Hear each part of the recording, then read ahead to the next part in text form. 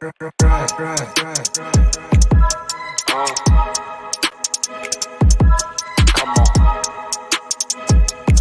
It's fast breaks. Listen.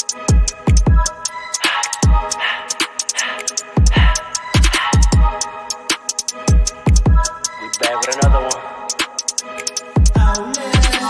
Fast breaks, yeah, we coming with the takes. Never early, never late, but we always push the pace, yeah.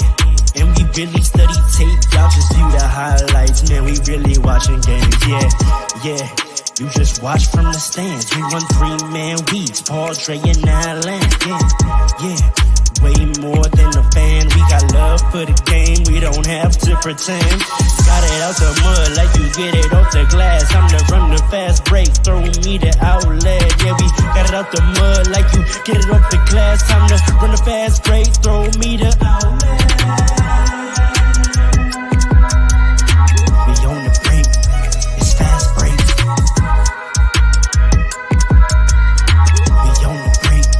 It's fast break. Let's go.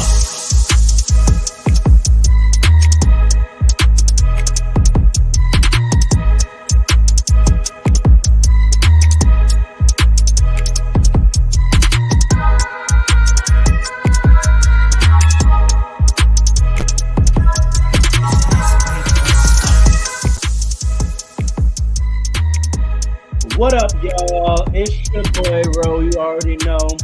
Paul is here. Alan is here. Ray is here. And this is Fast Breaks. Outlet! It was good, everybody. Yo. Here. We on the break.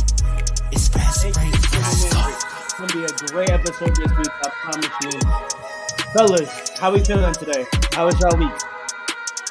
It was a good week, my good, brother. man. It was a good week. But hold on, can we vibe for a second? Can we just vibe for a second? The music's still going. You got about 5 more seconds to vibe. Get a freeze, Ray. Get a freeze. Let me just vibe. Let me just Get 4 bars off. Get 4 bars off. Let's go. 4 bars. you I want got me to 4 throw it over? Hey, I got you next week. I got you next week. Happy Saturday, My fellas. fault. I didn't give my dog no prep time. My bad. He said right now. I'm like, Hey, Happy we just Saturday. really quick, y'all. Let me do a birthday shout out. Birthday shout out to my There you girl, go. Tina. My heart. Love My you, girl. man. Happy birthday. My That's son big up, Tina. man. My son Tina. Well, actually, not my son, my sister. But all right. It's crazy. Happy birthday, Tina. We love you. Crazy. The transition from my son to my sister is nuts. But, yeah, big love, more like Tina. All the blessings. How we feeling, fellas? Well, it's a Good, good bro. week, man. It's a beautiful good Saturday week. out. Not too cold out. We outside or what? We outside? We outside. We outside. Hoodie season. What up? What up? What up? What up? It's a little cold outside. I'm definitely getting outside this week for sure. I got stuff I got business to handle and stand on, you heard? Standing on business. Is there business Indeed. that needs to be stood on? We got I gotta 2K go- business to stand on. Hey, the grind is real. I'm at 92 already, brother. You already know what's going on. Let's go. Hey, Let's go. y'all know about the 2K League? What? The 2K League? Like, this is an actual 2K League. The players are getting drafted out here. I heard about it a couple years ago, but Yeah. How do I I'll actually submit? watch the draft. And they're Yeah, getting bread. They're They're How do I- making bread. Wait a minute. How do How do I submit? We got Because to how to try out. I'm objectively at least one of the top 250 best players on the East Coast. Get out of here. Mm. Nah. You're what? You're not even a 99 yet. Stop saying these things. Dre. You could be. You could be. Right. No. Last Here's the thing. 2K, Here's the once thing. I got to Last 98, two- no, last 2K, Told last me 2K, every last week 2K, I wasn't last 2K. saying I'm the But we're best not- player in the world. We're not talking about. Here's the thing. This is the last 2K bit I will say. You are going through a transition right now where you're finding out how to play a new player. So I'm not the best right now. Yeah, of course not. But once I get this game down, like I got the last 7, I'll be one of the top 250 to 350 best players on the East Coast. That's not that crazy of a range. I said 350 of on the East Coast. That's not that On wild. the East Coast? Nah, because you got guys out here. The only reason I won't give it to you is because you got guys that don't even go to work and they play 250? They're just playing 250 2K, bro. That's a Nah, fact. bro. You You'd tell be me I can't surprised. be 225? I'm not 225 in the East. I don't know, bro. I don't know. You know you're my dog, right? You know that, right? Alright, You know you're my alright. dog. All right. You know you're my dog, right? It's not like that. It's not like that. But I'm just trying to be real. You got guys that are like that legitimately don't go to work to play 2K. Now when You're a get responsible drafted, man. That's That what is You're a a I do. responsible man. If you listen, I'll say this. You might be out of the top 250 of employed grown men that play 2K. I'll I'm tell top you 10. that. I'm top 10. Top 10 Of employed grown men, I'm top 10. That's crazy. On the I'll East give it Coast. to you. There's no one. Listen, There's no one that has a full-time job that plays more 2K than me, for sure. That's a crazy We're giving out statement. titles. That's a For sure. crazy statement. Nah. Impossible. Nah, Impossible. There's no this man grinded to 92 in 3 days. He might be right. in 3 days. Like come on. 3 days. All right, that is kind of right. You might got it. You might got it. Yo, That's crazy. come on, bro. Listen, I'm just gonna say if I we're got going the out game titles, last week. Like I'm the best popper on the East Coast. I'm just gonna say that. I don't know what you mean by that, brother.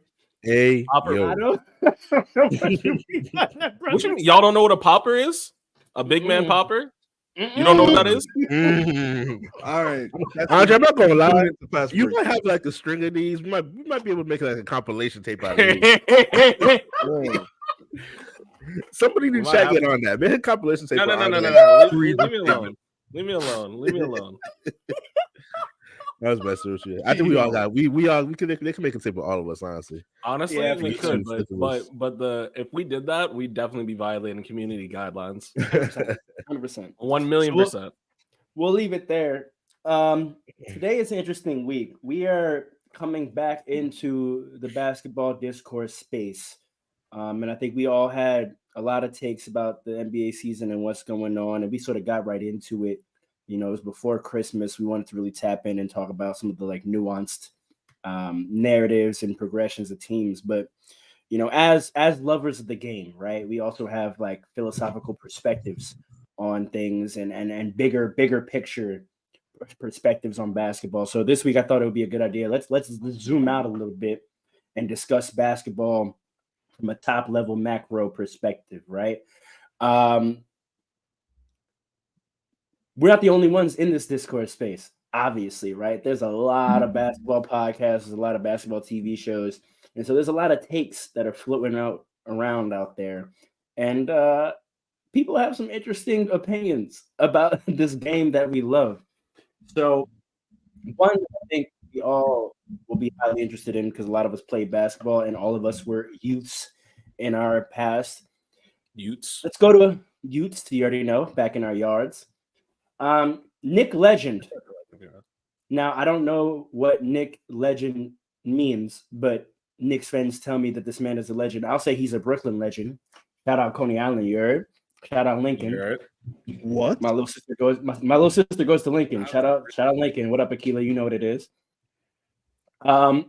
Big Steph, the OG, big bro. Stephon Marbury, he popped in on IG. Tag him. Yeah, he popped in on IG, tag him. He had some pretty funny but real things to say when you really hear it. So we're going Paul, you got that audio for us real quick, fellas? Listen to what Steph had to say. Yes, sir.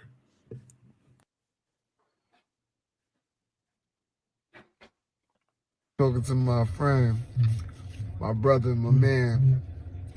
I'm speaking to him. We talking about kids when they talk about trainers, that they gotta have a trainer in order to play, in order to do their workouts. I said, man, I wish I could go tell my mother, Mabel Marbury, that I needed X amount of dollars to pay somebody to teach me how to play basketball.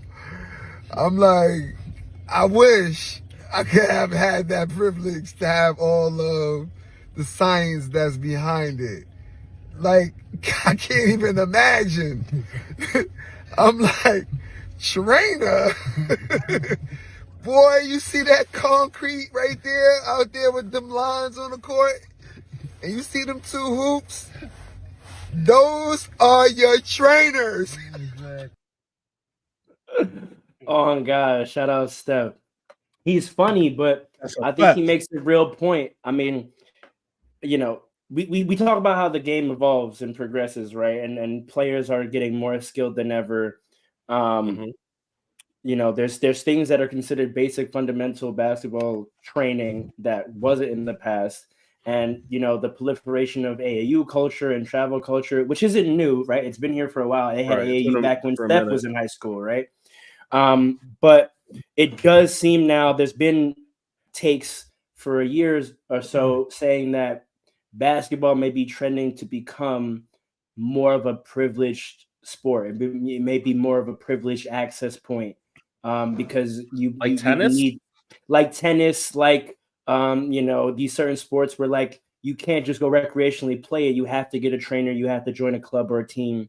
And they're saying because there's such a big trainer culture that if you don't have access to these things, you're not actually going to be able to progress in basketball. A lot of people are saying the drafts these days are all athletes' children or children that came from some wealth because they had access to trainers. And there's not a lot of guys that are getting out the mud, playing on the concrete, like Steph says, that are able to make it to the league anymore. So there's a lot in it, a lot to unpack. Let's start off with just, let's go into our backgrounds, right? Like what when you were growing up did you feel like was necessary to get nice at ball? Like did you feel like trainers was like a necessary point of access to like play ball when you were a kid, like at any competitive level, or like what was it for you? Because clearly for Steph back in his days it was just like, yo, you went out there to the park and you learned how to play ball. How did y'all come up thinking that like ball had to get learned how to play? Shout out to the floss, man. So if Wanna you go watch first, this, Paul? you know what's up, man. I'll go I used to play with cracks in the court with hills where if the ball bounces on the crack and you lose the ball because it bounced on a crack, they will act like you got no hands.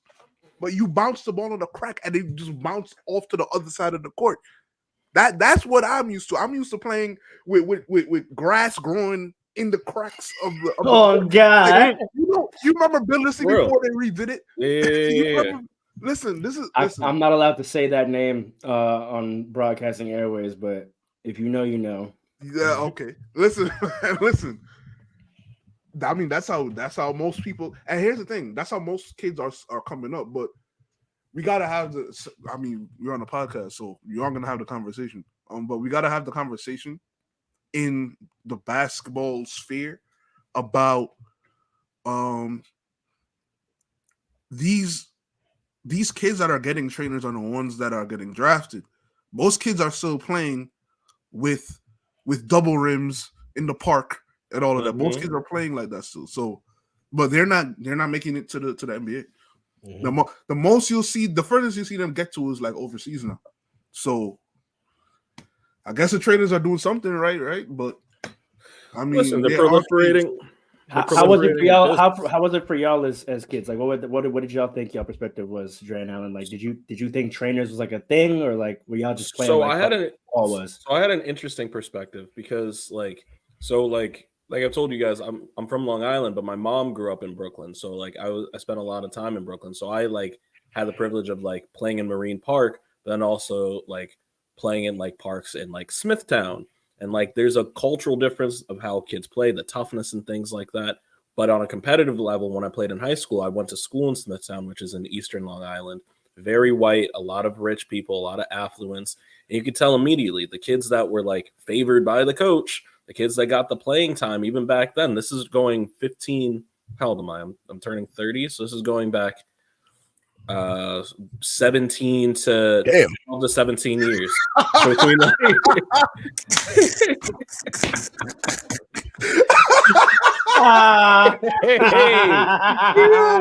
just means I got life experience, bro. From junior high to like high school. So like 12 to 17 years ago. Like throw okay boomer in the chat. Anyway, you one of them old millennials, huh? That's a fact. I am.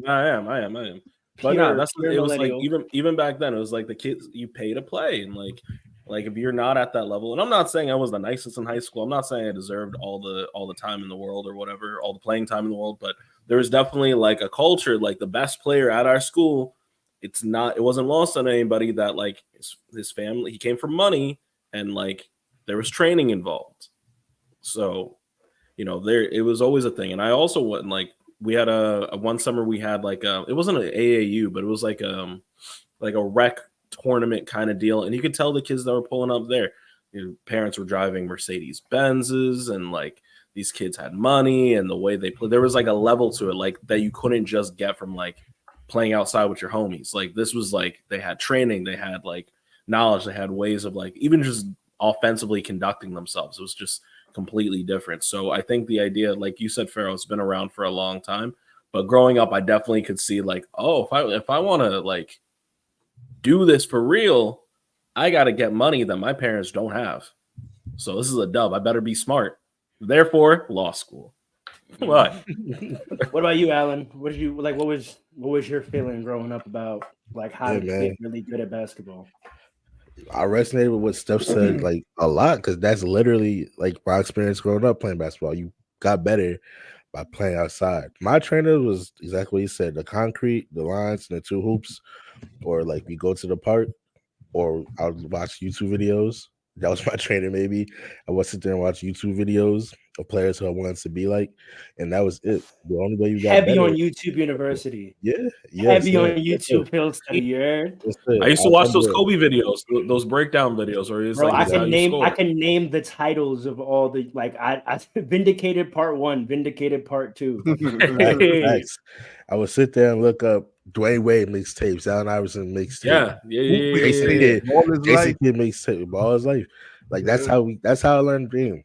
And like to go back to what Paul said, even like I'm from Jersey, there wasn't like a lot Big of Jersey. Sorry, big Jersey. You feel me? There wasn't like a lot of public transportation. So even when we couldn't go to like the courts to hoop, we would play like in like our apartment complex. Like I remember just being in the parking lot, hooping with my boy Greg, my cousin Jonathan. Shout out to them. I remember we used to have like a shopping cart. We hung it up to like the dumpster in our apartment complex, and that was our hoop, bro. Like we would just find any way. I'm so serious. The neighbors would make fun of us, talking about something.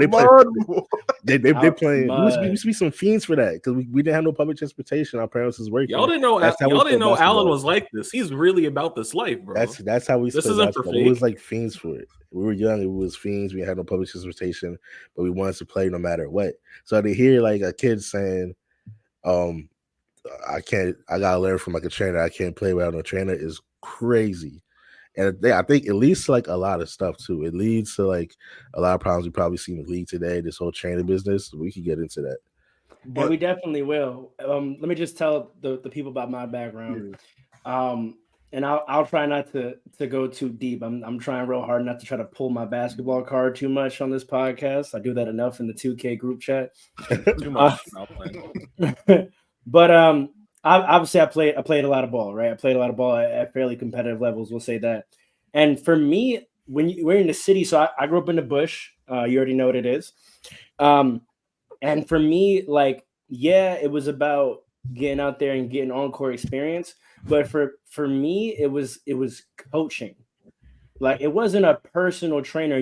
No one was thinking about like that industry wasn't even something that was on our radar, right? Like growing up, my thought is like the only level where you could get a basketball trainer is if you make it to college. Right. Like that was the point of getting to college. It was like, yo, if I just get to college and I get like a trainer, like if I get access to a gym 24/7 and a trainer, like I'll be dumb nice, but you got to earn it. It was considered an earned privilege. You can't just hire a trainer because there's no trainer that's wasting their time training an individual player at below collegiate level. Like, no, they're going to go get a job at a college or at a pro. So like having a trainer was like a level I aspired to with like achievement, not something I thought was like an option available if you could afford it. I didn't even think about it that way. But for us growing up in New York, it was like you got to go to the right school and get the right coach, right? Or you get on the right travel team and get the right coach because it's the coach that's going to get you the exposure. It's the coach that's going to teach you the game. And then really like in New York, the New York basketball scene in the boroughs, like it was like you only could get really nice if you played basketball endlessly. Like there was no amount of practice. There was culture of like, oh yeah, grind, get up early or stay late, get in the gym, work.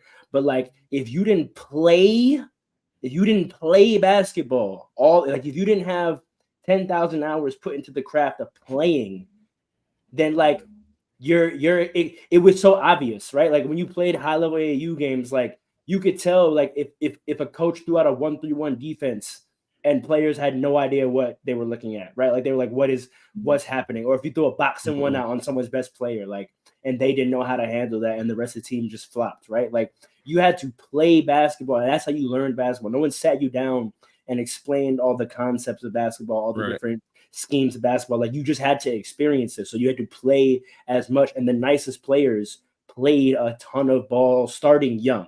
And I think that was definitely the thing. Like growing up, it was like you have to, if you were going to be a hooper, you have to start playing basketball as early as possible so that you get on-court experience. 3 years old, not an exaggeration. Nah, for real. Like I always felt disadvantaged. I only started playing organized ball in 6th grade. And until 8th grade, I could feel it. I could feel it in games. I'm like, yo, you've really been playing ball like for years. Nah, my brother started me off when I was, I think 5 was when they brought me out. But they like had the opportunities, like, so like my parents, like I said, we didn't have a lot of money growing up. So my parents could only send 2 of us to private school. So they sent me and my sister to private school. All my brothers went to public school, and they were all like, you know, we're more football people. That's what we're going to do. But you're going to be an athlete, and you're going to go compete with these white boys. And then when we got there, we're like, oh, it's not about the experience. It's about the dollars. This is not for us. Listen, man. My father came from Jamaica to America in 1985. Big up. You already said Jamaica? Hey, say it again. In 1986, right? He was living in Queens with his family, with his brother, right? And their family. Who won the World Series in 1986? The Mets? Nah, that's the Mets, the New York. New York. I did Mets. not know that. I did not know that. Yeah, I'm pretty sure. This is strictly basketball, as you could see. It's called fast breaks. They got a fast break in baseball? I don't think so. There's fastball. Get into that. I get into They got a fastball? It could get tricky. It could get tricky. All right. But go ahead, Paul. So, and he was a cricket fan in Jamaica. Of course, naturally. So my father, when I was born, years later, he was trying to turn me into Big Papi. He was trying to turn me into a slugger, a home run hit. I was big. I was always big. So I was playing baseball, and I wasn't that good at baseball. So I really started playing basketball late. And a lot of people feel if they started playing basketball earlier, they would be further when it comes to basketball. Yeah, you should stick with baseball. So, playing early. You should have stuck with baseball. I was gonna say he said it again. Like you're just not gonna feel that shot. You're just gonna let that. Wait, no, that's not shot. That's not shot. I'm talking about that. You doubled down. You said it twice. Y'all see that baseball money? Y'all see that baseball money? That's a fact. $700 million. Baseball. Ask Deion Sanders though. Baseball is one of the hardest sports you can play. No, 100%, it's all skill. Like it's 100%. pure There's skill. If you hit the ball a third of the time, you're successful. That's crazy. You're one of the best hitters in base. It's a hard sport, and that's crazy. It's hard. It's pure skill. Other than throwing, which is like some athleticism. Yeah. Like in terms of arm strength. Other than that, the entire game is skill and IQ. That's the part. Yeah. Baseball is such you have to understand every scenario and read what this means. Like it's a cerebral game for real. Yeah. Paul, it's funny you said that. Paul, I just want real quick. It's funny you said that. My dad was a baseball guy growing up too. He was a baseball and track. Except he didn't try to turn me into baseball. I played softball 6th grade year, and he immediately was like, "All right, so we're gonna teach you to hoop."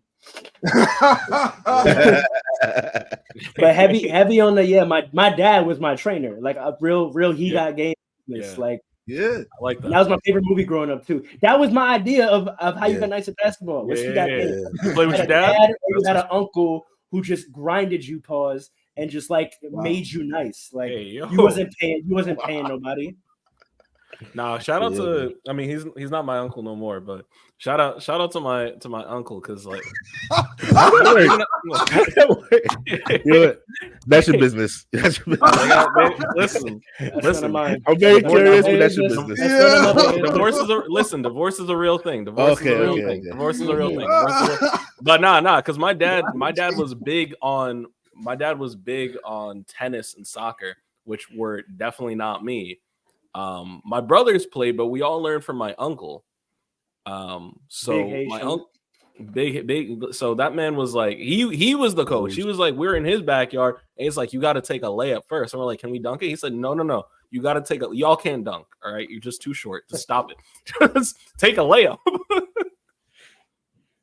But these real quick, because going back to like something Pharaoh said, like about just playing is how you learn how to play against defenses. Yes. Like, just expound on that. Like playing is how you develop just a feel for the game. Like that's just how you like pick up on just how to do certain things. Like you know where to dribble at, you know the certain angle you got to go at. You're not going to learn that from a trainer. A trainer's going to tell you where to go and what to do. It's only playing where you got live defenders hitting your body, where you know how to hit a layup off a certain part of the glass, or you got to go into this angle. And like I don't know if like players are not playing today, and that just you take away from the field, which means you're just not going to be as skilled. You're not going to know what to do. That's what I wanted to ask. Do we think players are prioritizing training today over playing? Well, no, they're not. Oh, wait. Say it again. Do we think young players are prioritizing training over playing today? I think young players are prioritizing hoop tape, like hoop mixtape and highlights, and like getting drafted and having the film crew there and going to these trainers and looking like they can do these NBA moves prematurely. I think they're focusing on all the wrong things because they're not. I think it was on Gilbert Arenas' podcast. He was talking about these kids are like focused too much on trying to play the game. Like they'll practice once and then play 6 games instead of practicing 6 times and play 1 game. So I don't know if there's too much focus on training. I think there's too much focus on like trying to be nice, to have a bag. Like these kids are trying to have a bag. They don't have fundamentals. They don't know how to read defense. They don't know how to run an offense. They don't know how to dribble the ball. They know how to do what's that boy's name? I'm not trying to shout out anybody that's crazy, but like what was that one Instagram basketball influencer that could like that just dribbles. You know what I'm saying? You know what I'm talking about? That man just dribble. Oh no, I think you're talking about the Julian Newman. No, not him. But there was another one. Julian Newman. No, another one. Who's the first person? Julian Newman was king of that. Whatever. But like he got exposed because like he posted like a clip of his video where he like did that to someone, bounced the ball off their head and then shot it and made it. And the guy got tight and posted the rest of the video. And he's like, this is what really happened. That was the only shot he made. I locked him down for the rest of the game and violated him. And I'm like, this is what happens. This is what happens. But to be honest though, all right. Oh, this guy Josh it was Gio Wise. Oh, right. I remember, yeah. But anyway, to be honest though, I think these guys are like working with trainers actually does help you understand the game on a different level. I'm not gonna act like trainers have no purpose and they're not like good. Good point. Right? But like you said, like it doesn't teach you how to. They don't teach you how to get the ball off the glass. And some trainers do. A lot of trainers do. I think what's going on is this, right? I think first of all, basketball culture, right, in New York City is not what it used to be. Right, I worked with kids for a few years recently, like about 5 years. Coach Paul segment. Coach Paul, tell us how you feel, Coach Paul. Listen, these kids are whack. Forget these trainers. What do you say? Listen, he said these kids are whack. Listen, after I'm not like if you work in a school and you're listening to this, you understand what I'm talking about. If you coach kids, you understand what I'm talking about. After the pandemic, there has been a drop off.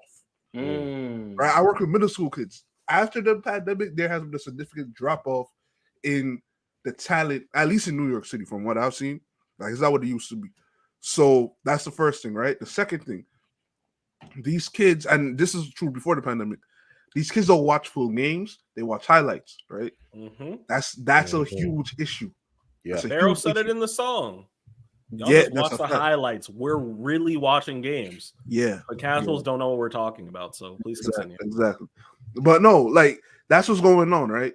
Now, as far as the kids that actually make it, these kids, they watch highlights too, but they're not watching enough basketball full games. And it does affect them in a way. but then the trainers kind of offset it a little bit because they're working on individual skills. Now, I will say 2K does help with creativity. I'm not gonna lie. There are basketball players now that saying like playing 2K helped me be more creative on the court, right? But I think the creativity that Stephon had and Raphael Olsen and all them guys had, these guys don't get it in the NBA until later on in their career. That's what I see. Like they don't come into the NBA straight. Who's the next Jamal Crawford? Right? Have we seen it? No. Like there's a level of like, yes, you got to work on your skills, but understanding what move to make, things at the right time, and all of that. Trainers can help you with that, yes, right. But to Alex's point, to an extent, you need to play the game to get the most creative, to develop the feel for the game. Exactly, to see everything, right? And as far as the zone and playing against zone, though, I think you need to actually study that. Like a lot of these people can't read the zone. That's what I'm saying about the difference between trainers and coaches. Like I think, true. Like your trainer, you're saying your trainer can teach you a lot of things. They can, but at the end of the day, your trainer is drilling you on skills. Teaching you skills. They're not coaching you, right? Like if you have a dope trainer, but you play on a whack team with a whack coach, yeah, your bag is getting deeper, but you don't know how to play. That's right. Because here's the exact difference. Here's the big difference. Kids be pulling up with a bag full of all these tricks, but they don't know. Like, it's one thing to learn something. Like you can have the knowledge, but if you can't apply it in the correct situation, it's irrelevant. These kids don't know how to read. I was about to stop it as how to read. These kids don't know how to read defenses. These kids don't know how they to don't. read also. And this is not a shot to them. Our system is failing them. I worked in education for a little bit, but that's another pot. They don't know how to read defenses. They don't know how to read books. Listen, we got to pour more money. Not even a joke. We got to pour more into these children. All right, they're the future, and we're not. Kids are the future. What'd you say, Paul? It starts with the parents.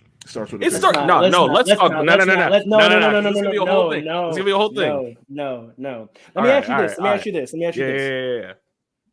The analogy I like to use is that a trainer is a craftsman, right? A trainer helps you craft your tool. You become the apprentice. They say, these are the tools I have that I developed.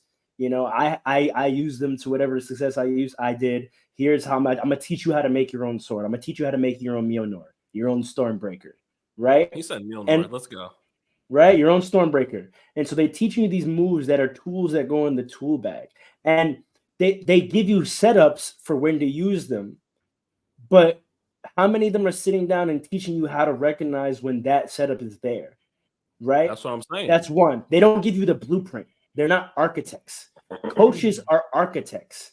They're crafting a team, and to craft a team to be successful, they're invested, if they're a real coach, in getting you to recognize when to use your skills effectively in what's happening on the court, right? They have to, right? I had coaches that would tell me like, yo, they knew I was a 1-dribble pull-up guy, right? Like they learned it early at first school practices, whatever. Like, okay, he's a 1-dribble pull-up guy.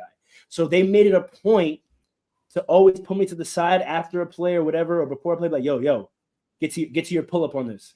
Oh, yo, you didn't take your pull-up on that. That was a scenario to take your pull-up, right? That wasn't teaching me adding a new move. Yo, here's the counter to a pull-up. Here's a step. And it was like, no. What you have, I want you to recognize that, how to use it, when to use it. You need to get to that pull-up, right? That's coaching, right? So that these kids don't have blueprints. And then also, here's the thing that isn't talked about with trainers, and I want to hear your opinions on this. Not every player can or should use every move. Facts. There you go. And how many trainers are breaking that down, right? At the non-collegiate or non-pro level. Like some of you don't need to be learning how to do a drop step. Some of you don't need to be learning how to do a spin. You're 5'3". Why are you learning the Kobe fadeaway? You're 5'3", right? Like some of you don't have the handles yet to be practicing crossover step backs. You need to be practicing 1-dribble pull-ups. You need to be practicing also, wrong foot layups. Like, and that's where you get from playing, right? When you get from playing, you try stuff out and you learn, oh, I can't do this. I'm not good at this. And it's not because I haven't practiced it. It's because there's something about my physical nature or my athleticism or just like my feel where this isn't a move that's going to work for me. And then the Jamal Crawfords of the world, you figure out what can my body do? What can I do with my athleticism? What works for my game? That's how you develop your game. These kids are all getting trained in the same moves that are good moves, but they don't become your game until you learn how it works for you. How you know what I'm saying? Like, no, I of don't know course. if I'm making sense.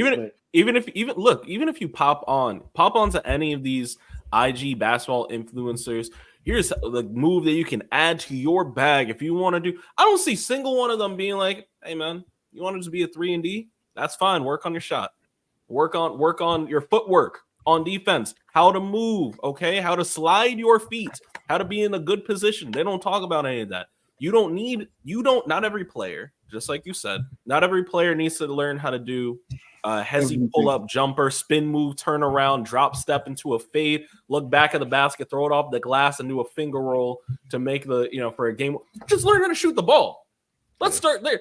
Learn how to identify who's open and pass to them. It doesn't have to be all That's that. the biggest thing because they're teaching them how to shoot. Yeah. They're teaching them how to shoot, but they're not teaching them how. But are you teaching them how to run teaching them how to shoot downs? situationally? Are you teaching them how to curl, how to flare? See, here's the thing. Here's it, right? And we've been on the training topic for a minute, but let me just say this, right? We can move on after this, but we will. Yeah. Let me say this, right? The problem is these trainers, like you said, Faro, they're not architects, so they don't teach you how to play within a team concept. They just teach you certain skills, right? They do teach you how to run off of a pin down if you want to be that type of player. But if you want to be that type of player, what they're not going to teach you is how to drive to the rim, how to run a pick and roll, right? They're not creating diverse players. So what happens is a lot of these players from their kids are being taught how to be specialists, right? So their bag isn't that big, right? Or it's select to the type of player that they train to be their whole life. And then if they get to college now, they have to do other things, and they don't know how to do these other things. Or if they grow 5 inches over a summer.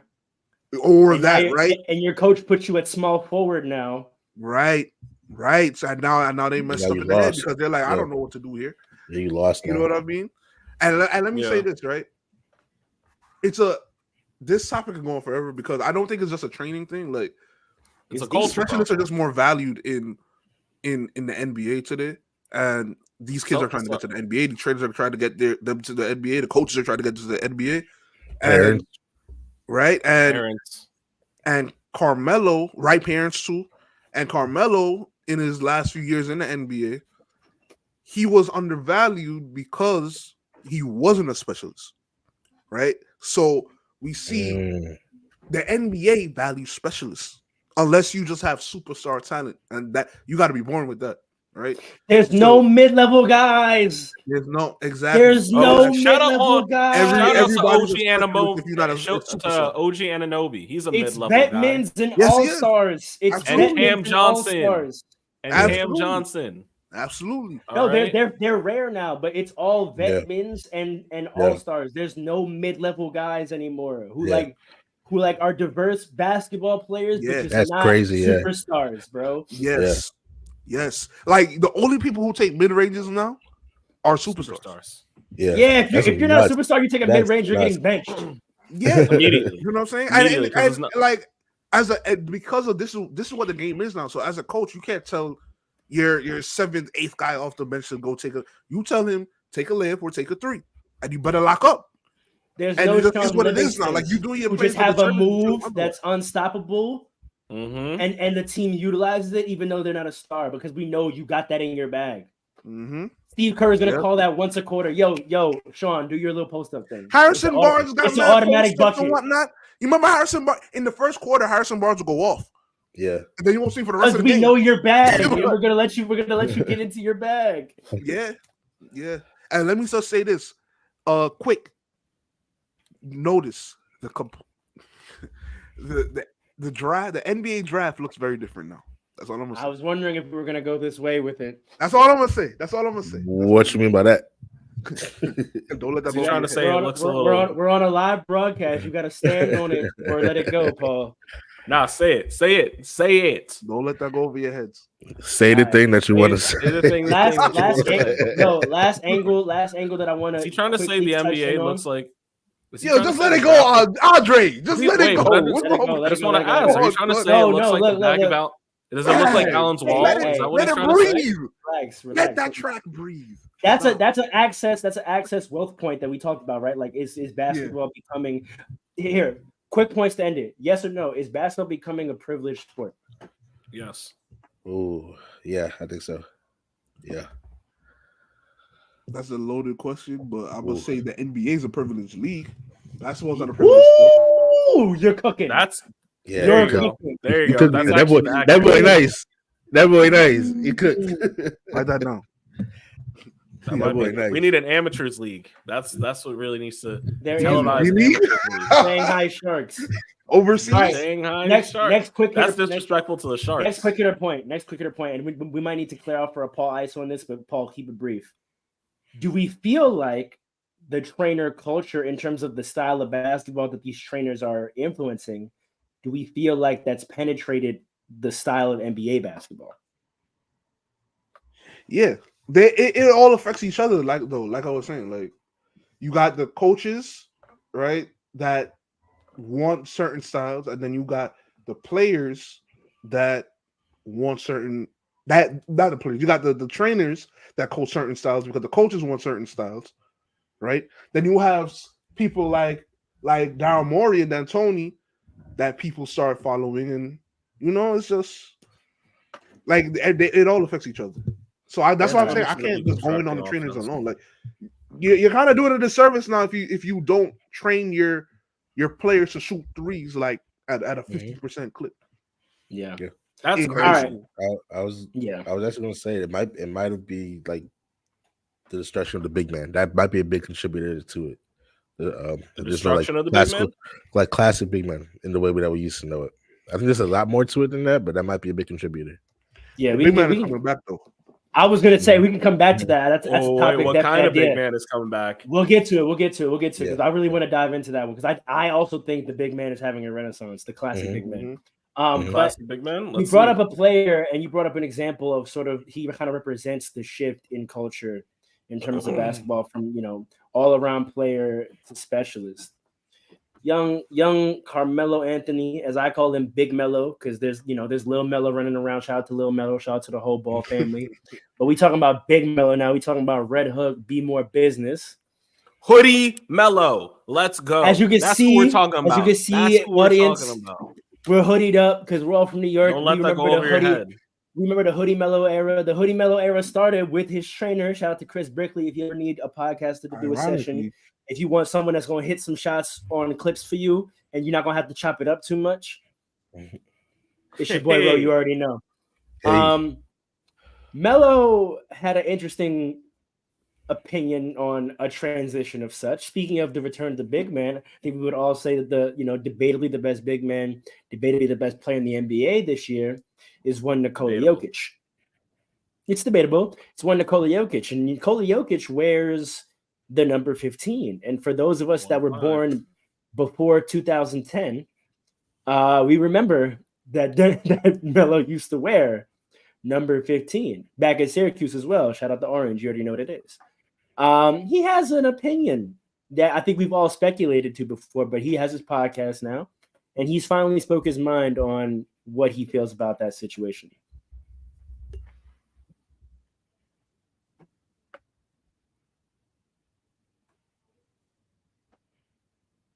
Paul, you're muted, bro. No, I said the video that we're gonna play. Somebody reacting to it. I don't know if you want to show someone.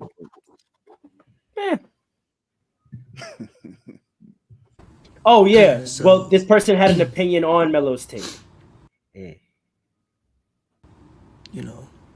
This gonna be controversial, but no MVPs, no championships with this specific team. I don't even think they made the West Con. I think they made it one time, maybe twice, 3, something like that. And that was when they had AI.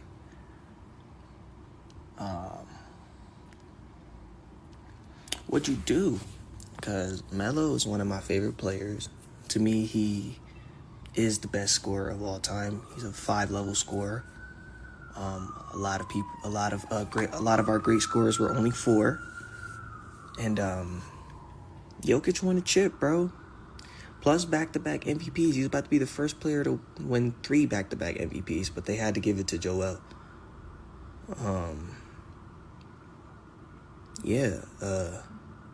And Jokic was a 2nd-round pick. You're a 1st-round pick. And I'm not trying to take away from anything you've done in your career, because them New York days were magnificent, but I don't know. I don't really think it was hard to erase anything you did. But no disrespect. That's just my take on it. It's very disrespectful.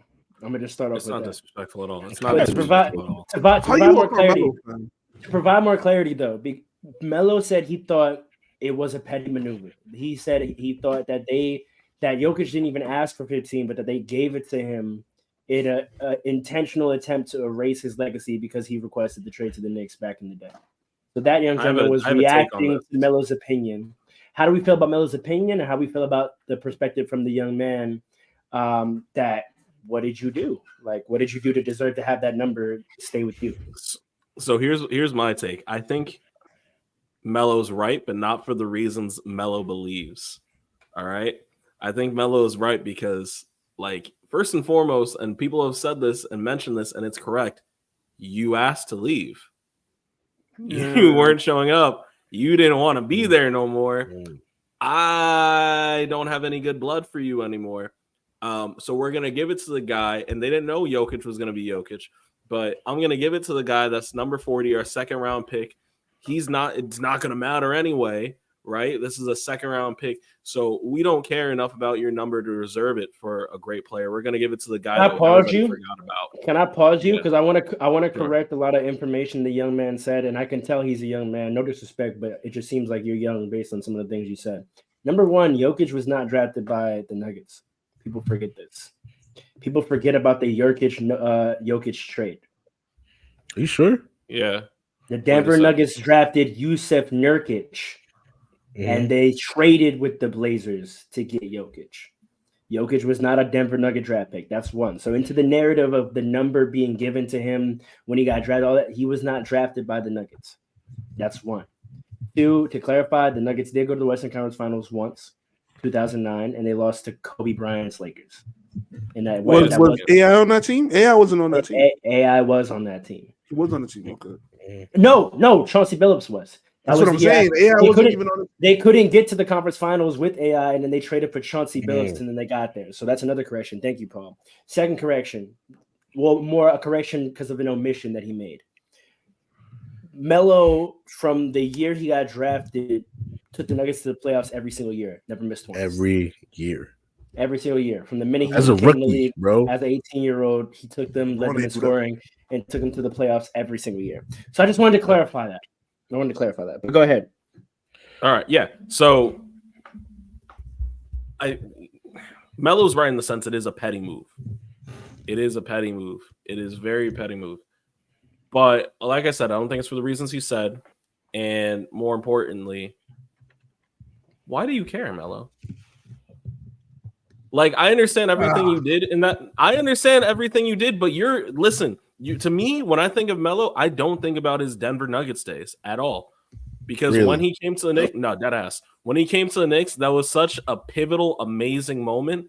And while he was there, he was just amazing, bro. He took this franchise, Sounding like a Knicks fan right now. I was a Knicks fan during that time for sure. I know we've spoken about so many times why I left the Knicks, and it still breaks my heart every day. But people you hear, okay, go ahead. But when I think of Melo, I don't think of him in a Denver jersey first. I think his banner, his jersey should be hung up in MSG. Like if someone said like if someone else on the Knicks was like wearing number 7, we got to have a chat. That's a problem. Take that off. but giving 15 to Jokic, like particularly for the way it went down, and I'm not disrespecting him. I'm not saying, because you're right, Pharaoh, you're right. From the minute he stepped into the league, he was taken to the playoffs. But look, just to compare it to one of his former teammates with Russell Westbrook, right? From the minute Russell Westbrook was with the Thunder, he was taking the Thunder to the playoffs, except for like one season.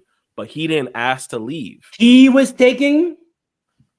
Well, that's true. But after Kevin Durant left, he was taking him. And my fault, I lied. They traded Nurkic to give time to Jokic, but they did draft him. My fault. Yeah, that's what I remember, because I remember he started getting kind of like good at the time. They traded Nurkic to Jokic.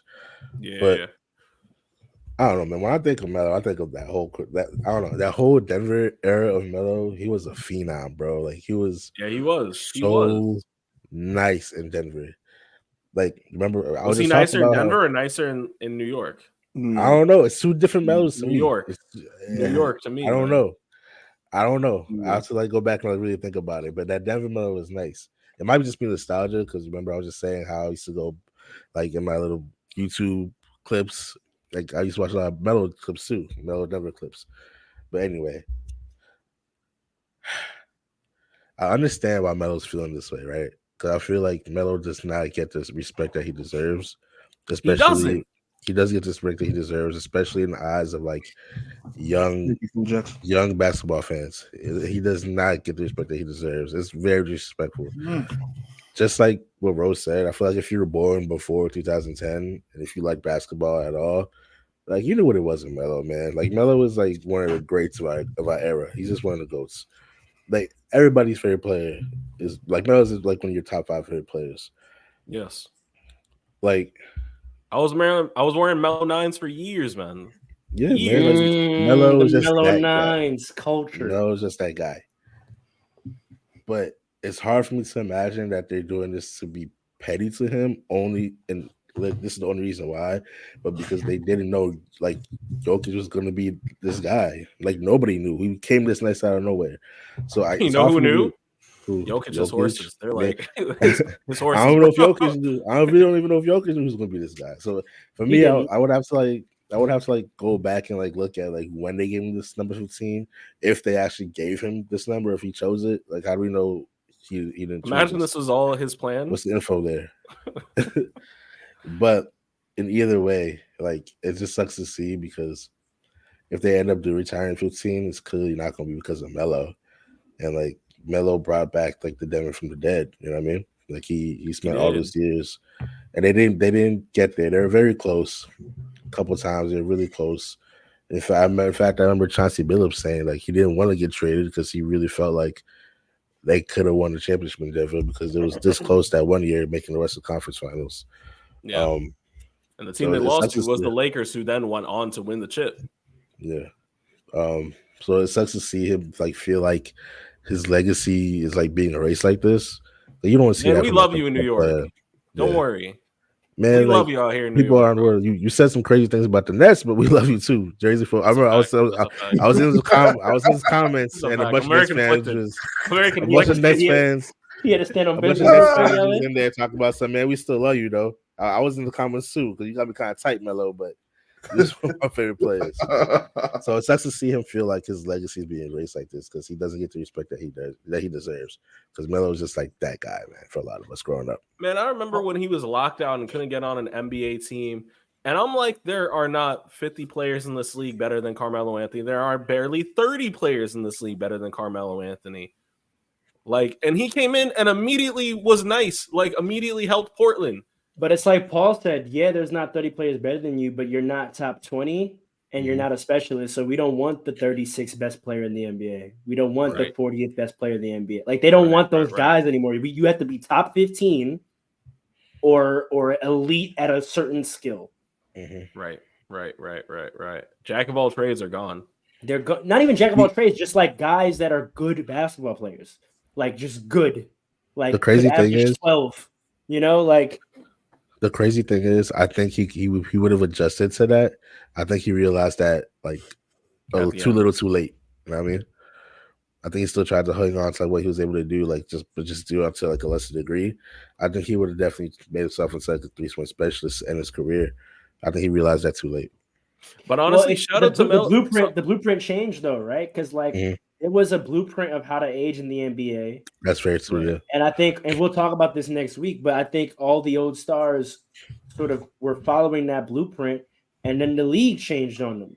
Right. And then they were being asked to evolve their game very quickly or die.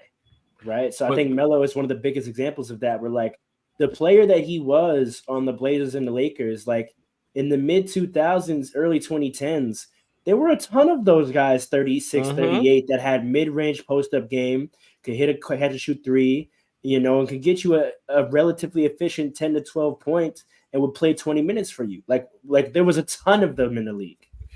And the crazy thing is, the power forward position, the modern power forward position, is predicated on Carmelo Anthony. Do y'all remember the year that he played for the New York Knicks and he was the power forward on the team? He had his best scoring season. All right. He was leading the league in scoring. And everyone else in the league was like, wait a second, these 6'8", you don't have to be 6'11" to be a power forward. You don't have to be down in the post all the time. You don't have to be grabbing 11 boards. This is literally how the NBA constructs and chooses big men. Tobias Harris is emulating Carmelo Anthony, and he's playing the power forward. What are we talking about? This is craziness. No, he's not. All right, hold on. Wait a second. We don't have to go down the weeds of that, though. I don't want to talk about Tobias. No. It's not about Tobias. I don't want to talk about Tobias. It's not about what I gotta say is not about Tobias. It's about Carmelo Anthony. All right. I've heard enough. I've heard enough. Can I ask you one question before you go in? Can I ask you one question? Go ahead. Should we also take it to when we asked him the question, what did you do? Because we talked about how good of a player he was. We talked about what he accomplished. Can we talk about culture and contribution to the franchise? Yes, I was going to say that too, actually. Like, why is he focusing on these accolades that he was talking about? Like, he changed the culture in Denver. But Denver commercially as a franchise became more profitable because of Melo. Melo brought street cred. Melo brought urban markets. He brought the Jordan brand to Denver. Carmelo was one of the first Jordan brand athletes, and he did that in a Denver uniform. There were Jordans being sold all across America in Denver colorways, which forced people to do what? Buy Denver jerseys. The Melo Denver jersey is a hood classic. So if we're not just talking about what he did on the court, him as being a player for Denver commercially was incredibly valuable. Jersey, something crazy. It's crazy, right? So like culturally, Denver being cool, right, is a lot to do with Melo. So I just wonder if that gets taken into account as well. But Paul, the floor is yours. Phil Jackson, you see what you did? That's a fact. No, that's his real op. That is his real op. When I was still writing basketball articles, I wrote maybe 2 or 3 articles on this particularly. Shout out to Phil. I know that's your man's Pharaoh, but Phil Jackson did him dirty. I just want to remind Paul before you finish. Huh? I just want to remind Paul before you finish. This is about the Denver Nuggets. We don't care. Listen, Phil Jackson. Phil Jackson. You said we don't. No, because here's the thing. No. Here's the thing, right? Let's be real. A career is a career. Yes, there's 2 parts to. You have a career or era in your career where you play on a certain team, and then you go to a different team. You look at them from this era to this era. Some people do that. Yeah, well, I think most people do it. Like KD got his Thunder era, then he got his Warriors era, then he got this whatever era, right? He got all, right? But a career is a career. Let's continue. If Carmelo Anthony had more success on the New York Knicks, we would then look at the Denver Nuggets era as more than what it is. Because at the end of the day, I think, listen to me, because people look at Carmelo leaving the Nuggets, going to the Knicks, trying to achieve something, and he didn't. And people look at it like, oh, I guess he just wasn't as good as we thought he was, right? So that's why I'm saying it all relates, right? So Phil Jackson, you ended Carmelo's prime. You forced him to have to go and struggle finding a home after you left or whatever, when you traded him. Crazy. All of that, right? Number 1. Number 2, right? Hey, Melo, come on. Y'all saying Carmelo didn't this guy in the video, the IG video that we played, right? I was gonna say, I'm what like, did you really what are do? we saying? Because we're singing him praises. Hold on. Hold on. What he's saying? What did you do? Right? What did you? And you, Andre, said like you didn't really do. He didn't really do achieve much. You said that. I didn't say that. I said I don't remember. I said when I think of Melo, I think of him in a Knicks jersey. But you did say he didn't achieve much. You did, but let it go. You did, but say your point, Paul. Listen, here's the thing, right? Do you have to win a championship to have your jersey retired? Hell no. All right. The next point, Jokic, right? Y'all are saying they didn't know what he was gonna be, so that's why he got. If you don't know what he's gonna be, but you know what this man is, you don't give him his number. Right. That's worse. It's more disrespectful. They gave his number to nobody. That's what I'm saying. Melo was right. That's why I said Melo was right. Good point. Carmelo Anthony was absolutely correct. They did try. I think they tried to spite him. Right. Mm-hmm. We saw how what's his name, the owner for Dan Gilbert. You remember how he treated LeBron after he left? Let's like act like these owners are like just businessmen and they just this is a hobby. Not for them. Everybody is Jeannie Buss. That's a fact. Shout out Jeannie Buss. That's a fact. Shout out to Jeannie Buss. She's one of the better owners in the league. Yeah. Like he got the bus. Listen, everybody's not the Buss family. Everybody's not Jeannie Buss. Some of these guys are petty. Melo's number should be retired, right? Number one. As a matter of fact, oh boy, his number should be retired more in Denver than it should in New York. Talk about it. You serious? Talk about it. Talk about it. Julius Randle's wearing Bernard King's number right now. Crazy. That's disrespectful, and that's true too. I didn't realize that. Oh my god! Right now, crazy. He's wearing his number. I never right put now. that together. That's nuts. He's wearing Bernard King's number right now. At the end of the day, they did try to erase his legacy. Shout out to Carmelo. You're absolutely correct. And I stand on this. If he had more success and the reason just for clarification, right? The reason I talk about Phil Jackson is because of this, right?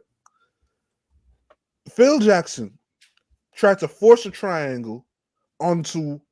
First of all, the Knicks get to the second round and lose because everybody was injured on the Knicks, right? Versus the Pacers. Mm-hmm. The next year, they're playing around. They're feeling themselves too much. And I say that confidently because that year, they barely missed. This is before the plane was a thing, right? Y'all remember when you had to be 8 seeds to make the playoffs, right? What a memory.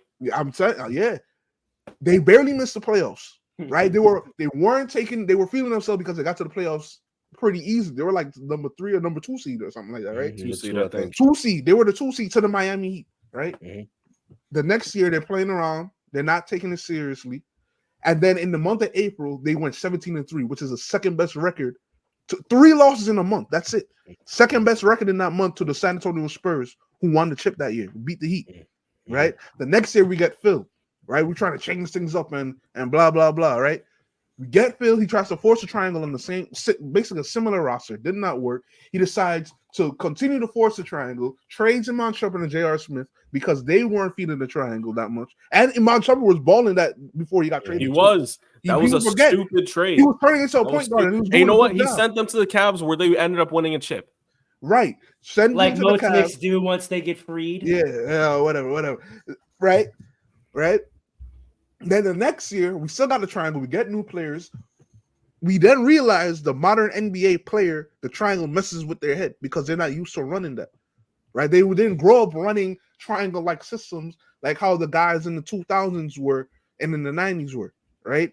So it's but to be fair, even players back then, like the triangle has never been an easy system to learn. Like every time it's been implemented, rosters had to be up like overdone because uprooted and whatnot. Uprooted because like you had to bring players that were capable of learning it and running it. So like that part of it wasn't new. I think the thing that y'all struggled with was that y'all never found the players that could do it. I disagree. I think the players you never found them. I don't think they exist. I don't think they exist. Not anymore. And that might be why. But I'm just saying, like the system not working in the beginning and players not like being accustomed to it isn't like a new. It wasn't new. It's just they couldn't find any players in the NBA that could do it. Right. So or that wanted to come to the Knicks and do it at least. All right. Phil Jackson, therefore, you messed up because you try to force an outdated system in the modern NBA. Right. let's not forget this was like 2015. It's not even 10 Are years we ago. are we doing Right. a full Nick deep dive right now? Hold on. This is the where are we Carmelo going? dive. Because Well, pretty Carmelo, much. This is hold a on. Melo deep Carmelo dive. was on the team, and I'm trying to tell you, people act like Carmelo was overrated. And I'm trying to say he's not overrated. The team did him dirty. The Knicks, Yes, because of Phil Jackson, did Very not much treat him so. right. Very much so. Very much so. They surrounded him. He looked good, and it looked like empty stats, but it wasn't empty stats. It's just that the system around him, the role players, are the people that struggle the most with the triangle. It's not the star. huh? Kind of sounds like another star with another big franchise from the years 2005 to 2008. Hey man, listen. But the thing is, Carmelo was late. He was kind of late in his career to be starting over, right? Yes. So that's why they traded him. And Phil Jackson probably didn't like Carmelo like that anyway, right? So I'm trying to say the team did him dirty. And if we accomplished more on the Knicks, if we kept the roster together for a few more years and got to the playoffs consistently, then we could say, all right, Carmelo, he deserves his number retired and blah, blah, on the Knicks, right? And then we will look back on the Nuggets Melo and say, okay, that was just a younger Melo, instead of people saying, oh, that's the best Melo ever was, but he didn't accomplish anything over there. And see what he did on the Knicks. You see I guess he wasn't that all that. I guess it was Chauncey Billups, Kenyon Martin, and George Karl making Carmelo look better than he was. Okay. These are the things that people are saying about Carmelo Anthony. And I don't Ridiculous like it notion. because that guy Crazy. put the Knicks on his Ridiculous back. notion. I Let me don't amend my like it. statement. He put Let me the amend my city on his statement. They back. tried to violate Again, him. Melo's a culture mover. He made New York City basketball cool again, bro. Yes, Absolutely. he did. Yes, he did. And let me retract my statement because if I said that he didn't accomplish anything in Denver, I misspoke.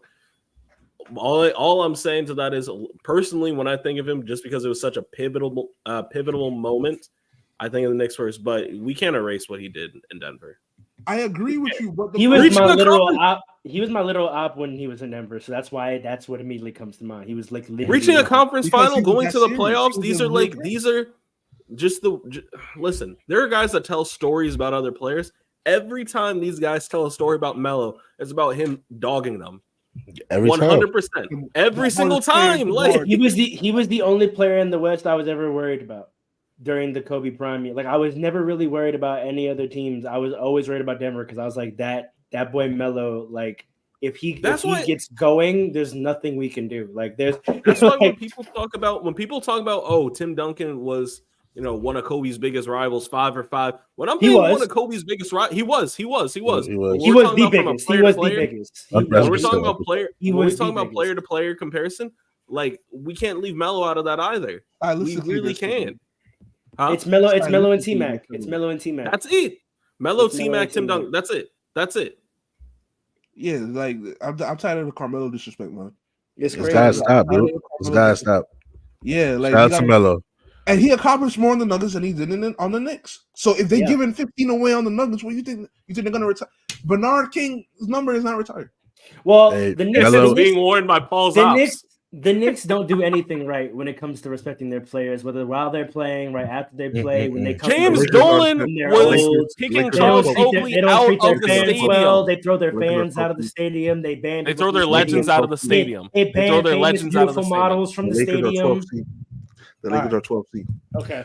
Melo, if you ever want to come in Fast Breaks for an interview, man, we love you. No, collab with your pod, bro. We love the boy Melo. Bro, we gon' facts. It's all over here, Melo. Shout out to Melo. Moving on, and I'm gonna take the hoodie down for this one out of respect. Last point, there was one more take on the internet that kind of had us riled up, and it was from a podcast. Now, I don't know if this is a basketball podcast or a sport podcast or whatever kind of podcast it is, but I think if it is a basketball podcast, this is probably the most ridiculous thing for you to ever say as a basketball podcast. Casual. But these folks said that the NBA is unwatchable. Paul, go ahead and cue up that audio for us. I've really tried watching a lot of basketball. All right, 1 second. 1,000. I just think, like, how can you, as a basketball podcast, get on your platform and say, I don't like watching basketball, I'm immediately never clicking on your pod again. Like, why would I ever watch you? Why would I? No, I'm not. Listen, no smoke. This season, and I'm gonna be honest. Say what you got to say, man.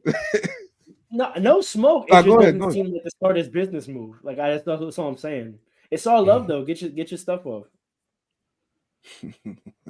I've really tried watching a lot of basketball this season, and I'm gonna be honest with you. I don't know if it's just me. I don't know if it's because I'm heavier into football right now. The NBA is like low key unwatchable for me right now. Like, I don't know if like the product is just like not good. Like, I know we got a lot of stars, especially young stars. You got exciting Wemby, you got SGA, Anthony Edwards, a lot of these young studs. You know, Halliburton. But like, dog, I've been like watching these games and like I check out after like a quarter of watching. Like, it's like low key boring to me. Like, I think we're in a time period where like everything's changing in the NBA. Like, it's like a big group of stars are like going this way. Yeah. Who the cares about Kevin Durant anymore? Nobody. Not a soul. Nobody. And then it's kind of hard to really Steph care about. Hanging on by a thread. And it's like hard to like and it's like hard to care about like Westbrook, a Tyrese Halliburton in the Pacers. Kawhi, trash. Russell Westbrook, irrelevant. Yeah. Like, it's just it's become a whole era of like a changing of the guards, you would say. Every person he mentioned is literally going off right now. And the Clippers, they're on the Clippers. Shout out to our Clippers fans, Clipper Nations.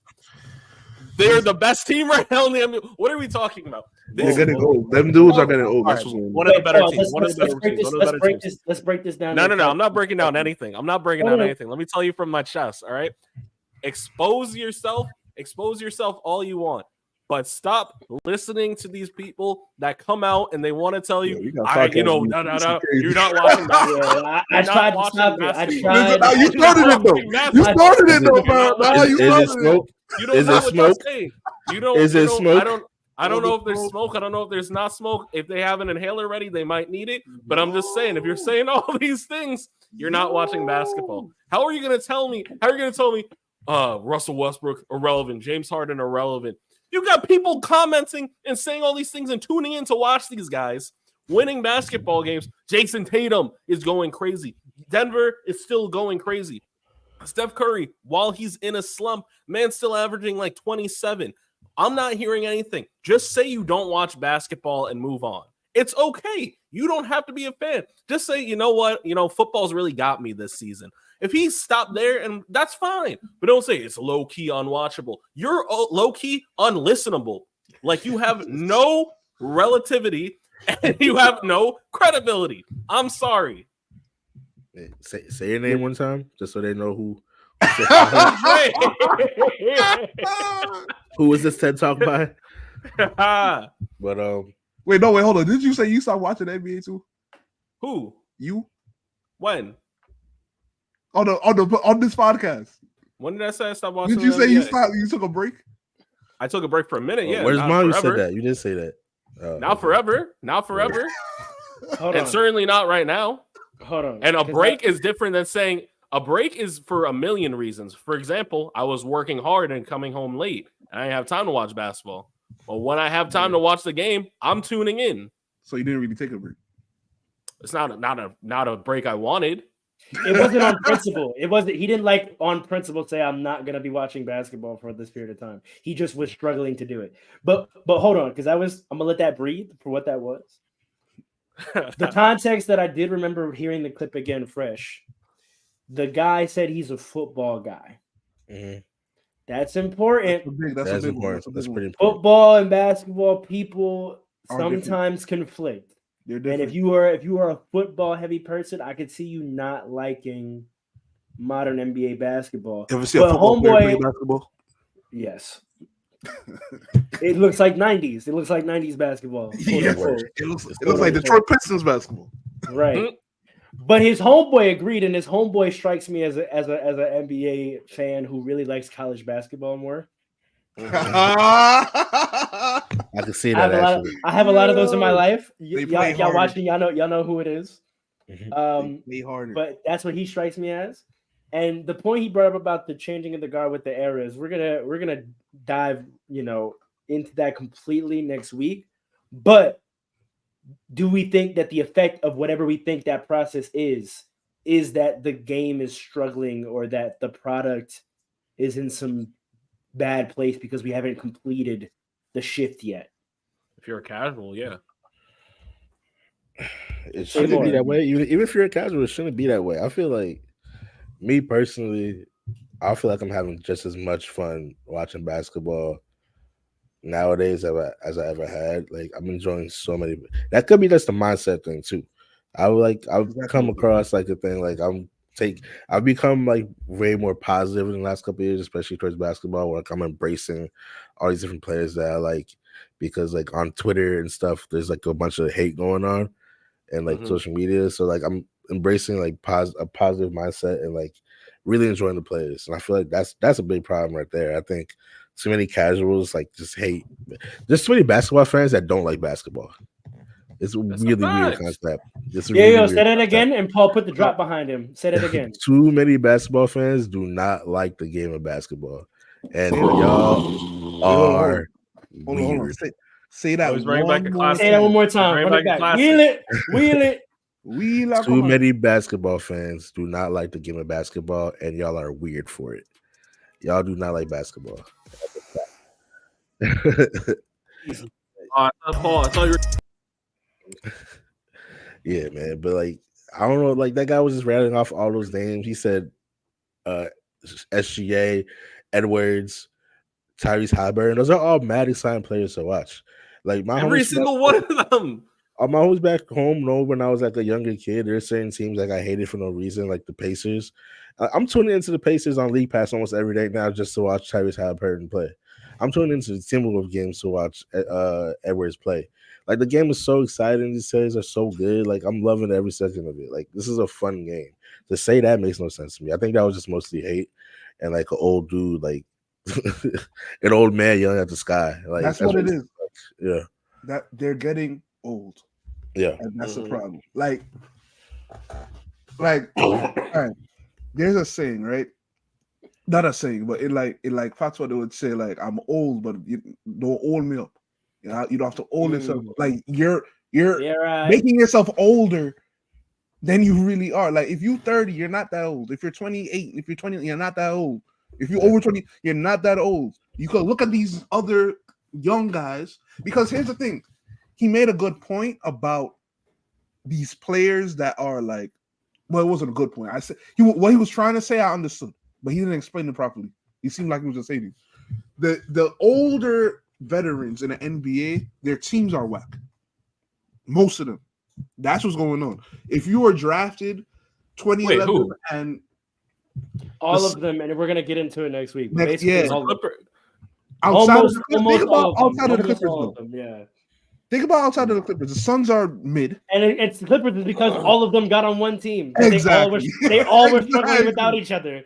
Listen, that's what LeBron was trying to tell us for years. Like, yo, I know you got the Lakers. Hey, come this way, bro. I'll lead you to greatness. Paul, get back to your point. We're gonna like their teams are not good, but they are still balling.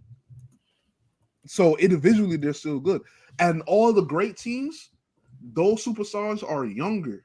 They're like 25 and younger, or 26 and younger, 27. Except for the Bucks, I guess he's like 29. Well, no, the best teams are dudes that are in their prime, right? Bucks and Nuggets. Right. Those are the two best players in the NBA. Celtics. The Celtics are still a young team. This is the thing; they've been winning so much, and they've been in the conference finals so much. Jason Tatum is still only 25, yo. Like he's still Jaylen Brown's 26. Like they're not even in their primes yet. Like they're entering. The stars who like this is their league and they're in their prime. It's and this is again one of our points that we're gonna get to. It's the three big men. It's Jokic, Joel, and Giannis. They're all 28, 27, 28, and those are the best teams in the league. Mm-hmm. And that's the thing. Like a lot of people just stop watching the NBA because their favorite players are not in it anymore, or they're not as elite. That's why I said like they're holding themselves up. They're just acting old. They're not embracing the new. Russell Westbrook is going to be relevant forever. Just keep going. To you. So listen, all I'm saying is, and let me say this too, right? I don't hate these. I don't know that podcast. Like this is the first time I actually like I downloaded the video to play, but I never watched it. Right. I don't know. We don't know you. You need more people. I'm not saying all that. I never I've never watched the podcast before. I don't hate them. Right. Yeah, no, it's no smoke. Well, shout out to them. But see, when you see me, if it's smoke, doggy, unleash it. Write that down. But anyway, my second point is, I don't think they made a great point, right? Like if they had said the NBA is unwatchable because everybody plays the same, I would agree completely. I'm not gonna lie. Most teams do play this. If I was gonna say the NBA is unwatchable because there's not a lot of diversity, that would be a good argument to me. Like I know, like I watch the game and I know what's gonna happen for the most part with most teams. Casual, yeah. You know what I mean? Like I kind of know what's gonna happen. I know what plays are gonna. I know how the flow of the game is gonna go for the most part, right? And it kind of does make it a little predictable, which makes it not unwatchable, but slightly boring sometimes. But at the same time, there's still a lot of good basketball being played. You see what I'm saying? And this is the most parody. Like when Kevin Durant was on the Warriors, it was unwatchable. I want to know how they felt about KD on the Warriors. They probably loved it because they're casual. Maybe. I don't know. I really want to know. Casual. Yeah. I don't a lot of good points. I don't know them. I don't know them. I don't have any hate for them. But I just you know sure? The thing is, no. I'm sure. It really got me tight because like I really just dislike casuals. I keep saying casuals. I don't think they should be like commenting on the. It sounded that was a casual take. Yo, that was a casual take. Can I get a quick ISO? Can the point guard get a quick ISO? Flat. Y'all know how I feel about like the game of basketball philosophically, and y'all all said a lot of points that I want to respond to, and the hood's going back up for this. Hey, okay. First to Paul, your point about everyone plays the same. That's true in every era. There's only ever 2 or 3 teams in any era that have a distinct style, but everyone else plays the basketball of that era. In the 2010s, it was pick and roll basketball. Everybody in the league played pick and roll basketball. The only team that was different was the Warriors, and then eventually the Rockets, right? Everyone else played pick and roll basketball. Everybody. In the mid-2000s, it was low post game, right? It was low post, inside out, midi curls. You played through your 2 guards. Right? Everyone played through their 2 guards and their wings with high post ISOs or low post with movement, right? And then in the 90s, we already know, right? It was pure big men play inside out. Whoever has the strongest players outside of Jordan is going to win, and then Jordan's going to win because he's a wing, but he's also your low post scorer, right? So the era is always dominated by a style of basketball. So the fact that you say everyone plays the same, that shouldn't turn you off as a fan. What I do think you said that is probably true is that people's favorite players are not winning anymore. Yeah. And I think it's not that I don't think that makes them a casual, but I think it points to what I always say in that the NBA is entertainment, right? Mm-hmm. So my overarching point is that if you actually love the game of basketball, then the take is ridiculous because the quality of basketball that's being played, the skill level that's exhibited by every player on the court these days is insane. What any random NBA player might do throughout the course of a game is crazy. Like, you're not just waiting for the stars to do highlights. There are guys that play 20 minutes a night that are pulling out some of the most ridiculous moves and skills, and it's just regular, right? Where, like, that would have been a highlight 10 years ago. You know what I mean? So in terms of the quality of basketball being played, the shot making, people can say there's no defense, but I think shot making is also a skill. Like, so the shots that are being made, it's not like everyone's just taking wide open standstill threes, and that's what like the no defense narrative means, that like everyone's just taking mad easy shots wide open. Nah, dudes are just regularly making mad hard shots. Like that's more true about NBA basketball than no defense. Dudes are just regularly making hard shots these days. So from that standpoint, it's amazing to watch dudes make ridiculous stuff every game. So if you don't love basketball, then I'm not even talking to you. But if you do love basketball, if you were brought into basketball on mid 2000s 2010 basketball, you were brought into basketball at a time where the league was moving purely into its we're an entertainment space phase, right? And so you got hooked into basketball around star power and around narrative. You didn't get hooked into basketball around overall league play. Like us, we were probably the last generation when if you started watching basketball in the 2000s, you got hooked on a team, and you got hooked around ball. And then me, you know, obviously I was, you know, raised. Nah, I disagree. I think our generation was the first that started this. I like a player more than a. No, I'm saying we were the last generation that saw that. We were the last generation that like saw the league where it was like about team. It was always about stars, but I'm saying like your investment in the league, like you were rocking with your team, right? As we reached like middle school age and high school, we saw people get into basketball because of a player. Right. We were already into basketball, but we have a bunch of friends that we remember when they became a basketball fan in our childhood, and they became a basketball fan because they liked the player. Like we know all the people that became like a few years ago. Exactly. We all have the friends that like became basketball fans because when Bron went to Miami. Like we all can name 3 players like that. I mean 3 people like that, right? So their whole investment in the league is around narrative and around the soap opera aspect of the NBA and around star power. So when you ask, to get to another point, you said how they felt during the Warriors, they probably felt great because the narrative was entertaining, the drama of it. Right. The drama of, oh my God, is he ruining the NBA? The drama of 73-9, the drama of him and Bron having beef, and like, does this actually count in terms of their head-to-head matchups? So even though the product of basketball competitiveness-wise for us was not good, the NBA drama, and Gilbert says this all the time, the ratings were sky high because the people that were in for the narrative for the soap opera, it was peak. 2 rival teams that play each other every year, and one adds Kevin Durant, peak like television, right? Right now, there isn't super compelling narratives, and those stars that they all locked in with are not in competitive situations. And some of them are boring, straight up. And then that's my final point. And the dominant narratives and the dominant star powers in the league today, one, people can't relate to them culturally.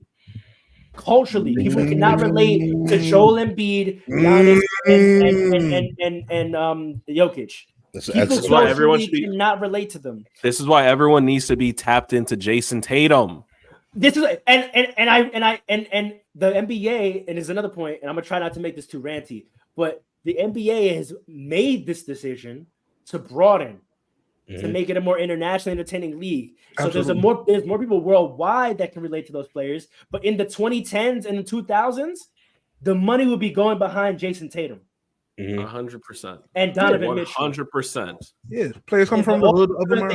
They would have been putting money into those players as the star power of the league. John Morant, they were going to do it. They were like, they were ready to do it. They were ready to pull the trigger, like, but then he pulled the we trigger. Can't fight this one because he has the kids and the guards.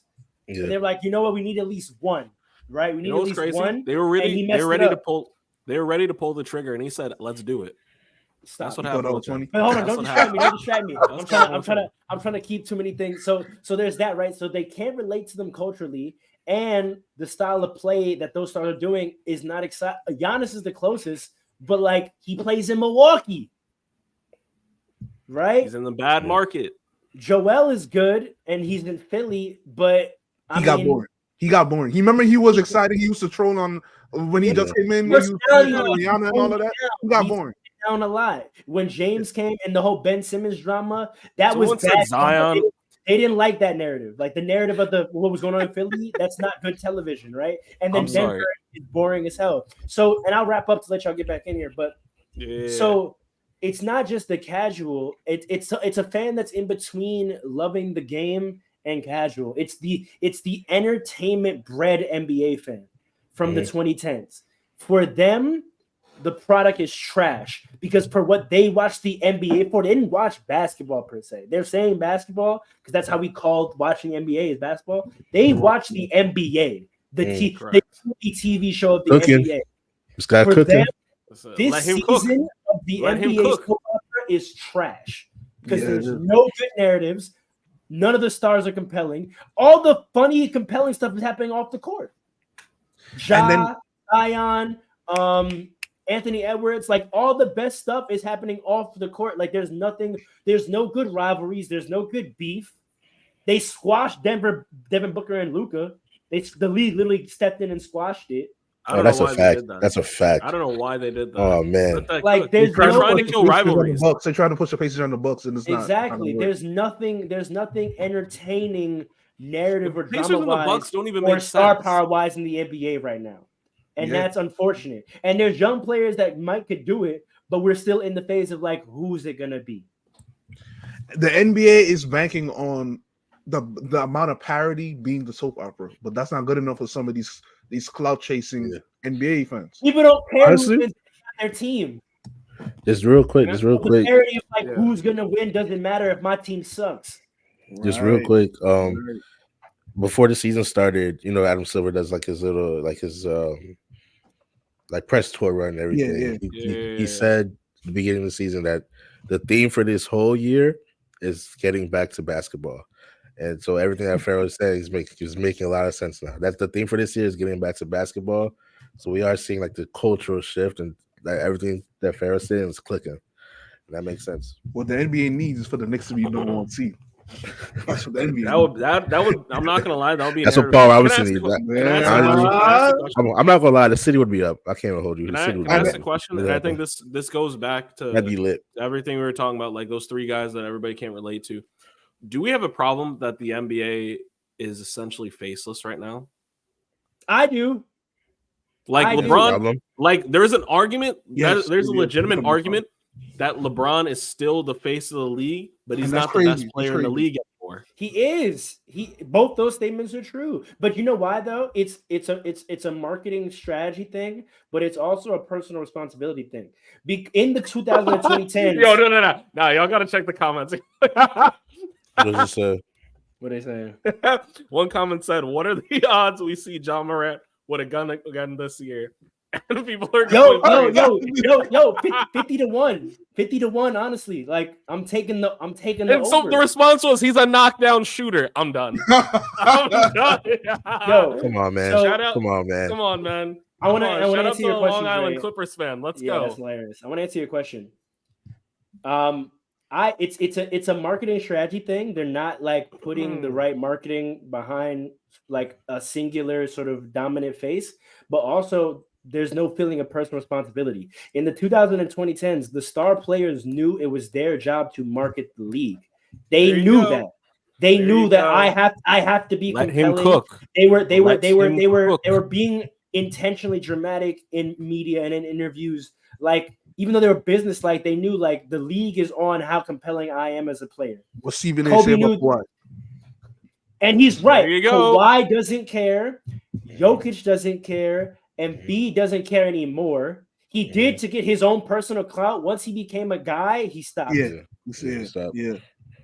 But also, I think the drama of the Ben Simmons, James Harden thing stripped his joy. Like, I think that honestly kills his ability to have fun. Maybe. Right? Because showing up to work every day was drama. Like, you can't have fun when every day it was work for real. And then Giannis is mad funny, but they don't lean into it like they used to. Yeah, they should. And then Jokic doesn't care. Jokic doesn't care at all. Jokic is the opposite. Jokic consistently tries to tell y'all like this shit is not that serious. Leave me alone. Like I'm dumb nice and I don't care. Like I don't want to be the guy. So the guys don't. It's the same thing with the dunk contest. Stars don't feel any personal responsibility. I blame that on LeBron specifically. I'm not gonna lie. It's I blame his that fault. on LeBron. It's 100% his fault. The fact that Zion, they need to be healthy to do it. But even when healthy, they haven't done it. It's ridiculous. Like Steph carried the torch and realized I have to do the 3-point contest. Yeah. Yes. I have to do it. Like, yeah, that's a fact. Absolutely. I don't have anything to say. There's no responsibility, and then the marketing strategy. There's very clear distinctions in what they're doing. They're marketing team narratives again. And basketball, like Adam Silver said, they're not marketing matchups. They're not marketing characters. Like the quotes that circulate from NBA players these days, like none of them are good. And I don't mean salacious and juicy, but none of them are like character revealing. You know, something that gets us invested in this player's mentality or this player's mindset. Like we don't, you know what I mean? I don't know these young guys. Like, what are they about? The only thing I hear about them is hood stuff on Twitter. Like, no, it's really a fact though. So the solution to me, in my opinion, is just gotta wait on some of these young guys, right? Like Anthony Edwards has he has a big personality. Yeah, you know what I mean. And too big, some might say. Some might say, but send the video. Hey yo, and the video is crazy. And the video is crazy. That sequence was crazy. Wait, why Anthony Edwards, man? Wait a second. I'm saying your choice of sequencing that sentence was crazy. Hold on. I had to do the science. That's crazy. Oh, let's go on the clip. That's crazy. My fault. I'm not in tune. But anyway, what Anthony Edwards, his team just got nice.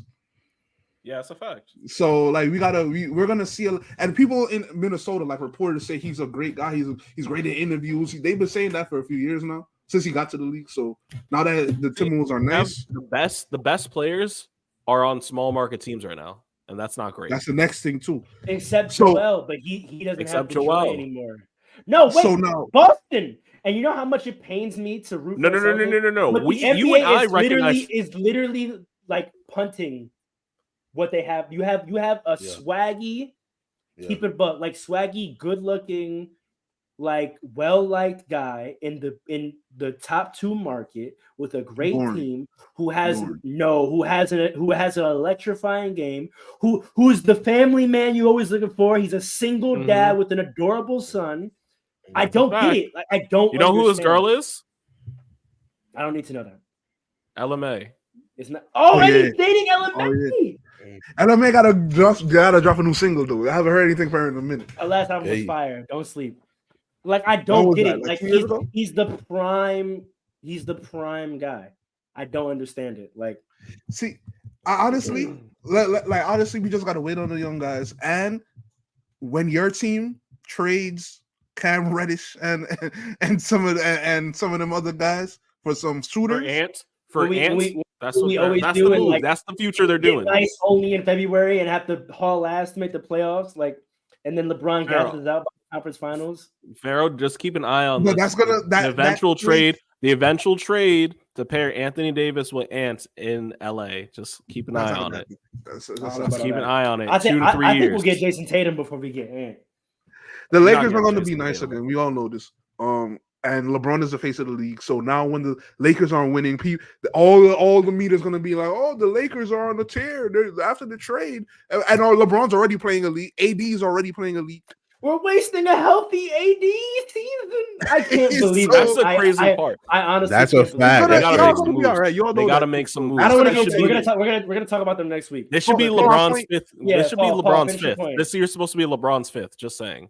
Yeah, my point is the Lakers are gonna bring back that like superstar narrative type of vibe because LeBron's still the face of the NBA. Him and Curry. Well, by the time they get to the playoffs, here's what happens. If everyone says the NBA cheats, the NBA doesn't cheat, but here's what happens. They wait the whole season seeing if anyone can carry it. And by the time we get to the playoffs, they go, "Damn, Bron, we're gonna need you to do your thing, bro. Bron, we'll give you the platform. Like we'll push things right here to just get you there, and then do what you do. Because no one here is ready to do it. It's still been LeBron or Steph every year that has to be the most exciting player in the playoffs. He's got to call. It's on him at this point. He's got to pick somebody. Just pick your favorite. You know what else? Pick your favorite, LeBron, and mentor them and make them the new you. Somebody gotta win a few in a row too.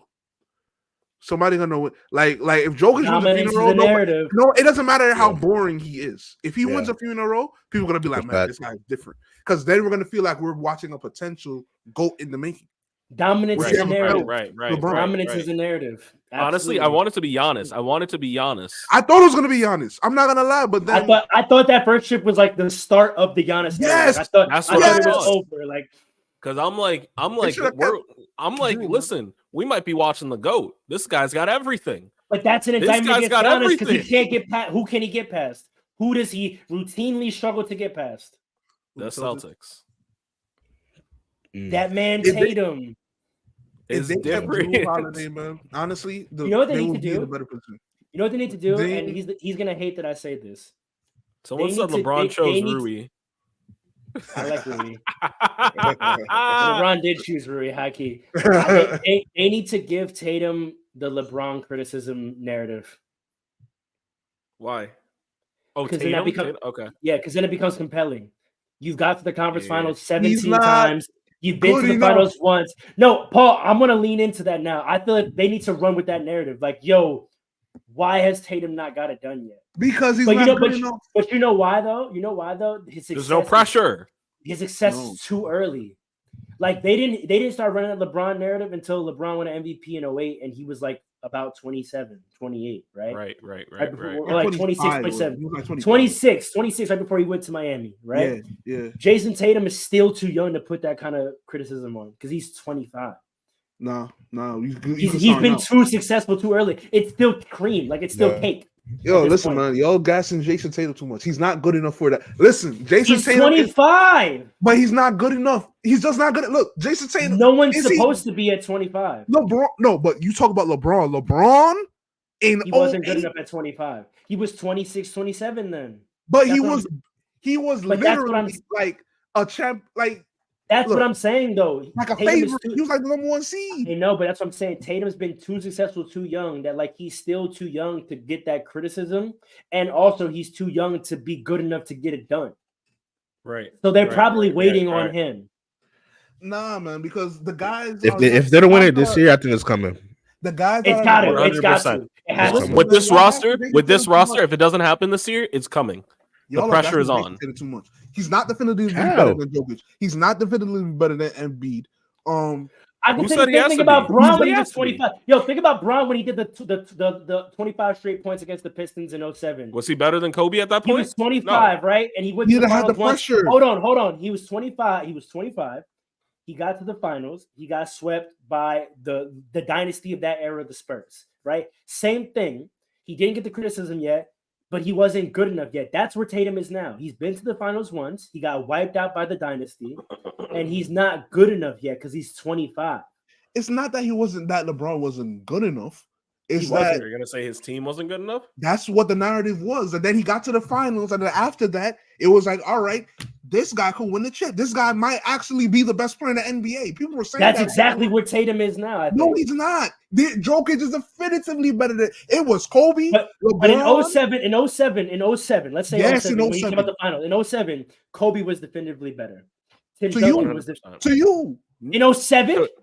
Objectively better. LeBron, D Wade. In 07? No. In 07. That didn't happen until 2010. As the best, maybe 2011. No. It happened when he was on when he lost against the Celtics in 2010. People were like, "Man, this guy was supposed to win the chip." Nah, but I think you're talking about a little too early. It wasn't until after that Olympic run that happened. That's okay. Not 07. Not 07. Yeah. After he got to the finals, I'm talking about after he got to the finals, right? You're talking about like 2009, 2010. That's what you're saying is happening. But we just said that. Okay, and he was 27 years after he's 27. But it's not an age thing, though. It's not an age thing. Hold on, Paul. But it is. It is. What did MJ? Hold on, because we're yelling and we're not hearing the points that. Yeah, go ahead. We're not talking about the age. We're just talking about how the age lines up with the year, right? So he was 25 in 2007. How old was MJ when he started winning? Hold on. Which is when he went to the finals his first time. You're talking about when he really started becoming in the best player talks, which is when he won his first MVP in 08-09. Yes, he won his first one in 09. Right. That was 2 to 3 seasons later, when he was 27, 28. So we're saying the timelines, not age-wise, but the timelines match up. But what you're saying is that Jason Tatum isn't old enough to be in that conversation. But what I mean by that is he hasn't played long enough. And he hasn't reached where he's going to reach in terms of how good he is in comparison to the league, which is the same stage. We'll take age out of it. I'm just pointing out age because it's the same and it matches up timeline-wise. But just talk about progression. He is at his career in terms of years played and how good he is compared to the rest of the league at the same point LeBron was when he played the Spurs in those first finals. He's not supposed to be the best player in the NBA yet, in terms of where he's at in his career. But you're projecting, though. And I'm trying to say. Essentially, Pharaoh's saying Tatum right now is in LeBron's 07 era. Right. But I understand that. But I'm saying we're projecting that Jason Tatum is going to get so much better. But I'm saying even if he gets better, who's to say Jokic isn't going to get better? Who's to say Luka isn't going to get better? Jokic doesn't have the desire. Who's to say, hold on, who's to say Giannis is not going to start shooting threes like he did in the finals? Because it's kind of over. It's kind of over for that, bro. Giannis, like that was a narrative for 3-4 years ago, bro. Giannis is. I'm not talking about narrative. I'm talking about facts. No, but what I'm saying Giannis is been that threes, the idea of him improving his jump shot was a narrative 3 to 4 years ago when he was a young player. Giannis has won MVPs and DPOIs in a championship, bro. He is who he is, bro. He's not gonna pop out some season and all of a sudden be a 35% shooter, bro. Giannis is who he is. This is what I'm saying. Like the Giannis, Embiid, Jokic generation, it's their time. They're in their primes. They are who they are. It's over. They're like, not that much older than Tatum, man. They're in the same generation. They are. No, they're not. That's what I'm saying. They're not. They're not. Isn't Wade like 2 years older than LeBron? Age-wise, but not draft year-wise. That's what I'm saying. Get off age, bro. Get off age. I'm talking about years in the league. Years in the league. Jason Tatum is on what, 5 or 6? Nah, like 6 or 7. You're bugged. No. You're bugged. And this is why I keep trying to tell you you're bugged. He hasn't been in the league that long. When did he get drafted? It wasn't 2017. 2017. So this is year 7? In 2017. So this is year 7? Oh, that's true. He's right, Pharaoh. We act like Tatum is so young. First of all, Tatum has more experience than most young guys his age. So we have to look at him like that. Number one. Number that's two. Because he's been good and got to the playoffs. Right. But I'm saying we can't project it's year 6. It's year 6. It's year 6. It's year 6. This is year 6. Right? And right. Year 6. Okay. And B was 2014 draft, right? Yes, this is year 10. Okay, that's a huge difference. Your 6th year in the league versus your 10th. Hey, hold on. When was he drafted? When was Tatum drafted? 2017. He played his first season was the 2017-2018 season. So this is year 7. This is not this year 6. We're in the year 2023-2024 season. Exactly. You can't do the year. You have to do the seasons. This is his 6th season. Wait a second. He was drafted in the year 2017, and this is 2024. Count the seasons, not the year. You have to count the seasons. So is this year 9 for Embiid? No, this is season year 10. This is season 10 because he was drafted. So 2014 to 2024 is season 10. Wait, right? When was he drafted? When was Embiid drafted? 2014. 2014 draft. So if this is year 10, this is season 9 for him. This is season 9 for Joel Embiid. Right. So that's still the same. Season 9 though. It is season 9 for Giannis. It's season 9. It's season 10 for Giannis. He was 2013. It's technically season 9 for Embiid, but Embiid was like injured for like 2 years. Yeah, but in terms of your progression in the league and how long you've been in the league, he's been in the league for 9 years. Giannis has been in the league for a decade. Jokic has been in the league for 8-9 years. Oh, Giannis and Embiid were drafted in the same draft, correct? No, Giannis was 2013. So. I think Giannis was 2013. That's what I'm saying, bro. Giannis is in the square of his prime, bro. Giannis, like, it's not like. Let's get it right before we close this. Hold on. Giannis draft year. Should I look it up too? Giannis draft year was 2013. 2013, bro. First round 15. This is his 10th season, bro. That's what I'm saying, bro. Giannis, this is who he is. He's in his prime. This is his 10th season. Same thing with Anthony Davis. Anthony Davis was 2012 draft. This is 11th season. Like, there's no, are they going to get better anymore? They are who they are. The script right now is supposed to be Anthony Davis versus Giannis. That's supposed to be the rivalry. High key, and they both have won. Jokic is the same thing. Jokic was what, 2014 draft? All I'm saying is this, right? Yeah. All I'm saying is this, right? First of all, these players are playing longer than they used to. That's number one. Number two, right? That's like how LeBron was drafted 7 years after Kobe, but they shared an era of a prime. We're gonna get into that, and I disagree with you on that because and that probably points to our disagreement on this point. Because when did they share an era of prime? That's what I'm saying. I disagree with you about that. I said that, but maybe that's why we'll cap it, and we can pick up the conversation we're gonna have next year about the next week about the GOATs, and we'll start with this about like the Jason Tatum. because this is actually the setup, like the how the stars look, and we'll talk about the young stars and the timelines of that, and we'll get into that. Because I disagree that they shared eras, that they just overlapped. And I think it's the same thing with Tatum now. Tatum is really good, and so he's overlapping with the era that predates him. Mm-hmm. That's a fact. And that's why I think you think he's not that nice, because you're comparing him to guys who've been in the league mad longer than he has. like he really just started this shit. 3 seasons is a lot. 3 seasons is a lot, bro. 3 to 4 seasons really is a not. lot. It's really not. It's really not. It's really not. You know why? For the development wise? Watch this. All of Kevin Durant's legacy, his 2 championships, happened in a 3-season span. Yep. Okay.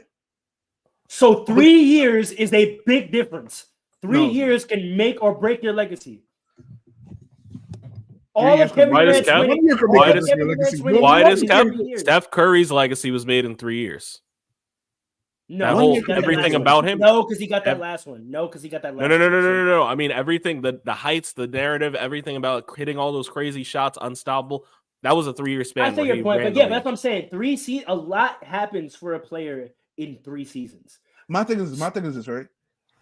Tatum is like the only person in him and I guess Trio and Luka are like the few people in his era or in his drafts era, his generation, right, yeah, that are close enough to the guys older than him to be considered in their era, and close enough to the guys younger than him to be considered in their era. And that was Bron, Wade, and Melo.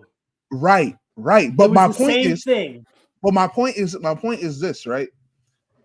3 years, right?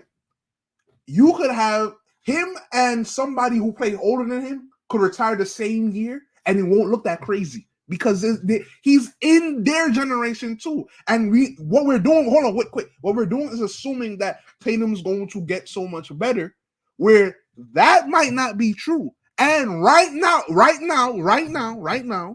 there are a few guys, not a lot, like maybe like 2 or 3 that are definitively better than him. Where if you look at LeBron back in the day, y'all could say Kobe was definitively better than him, and I could say that too.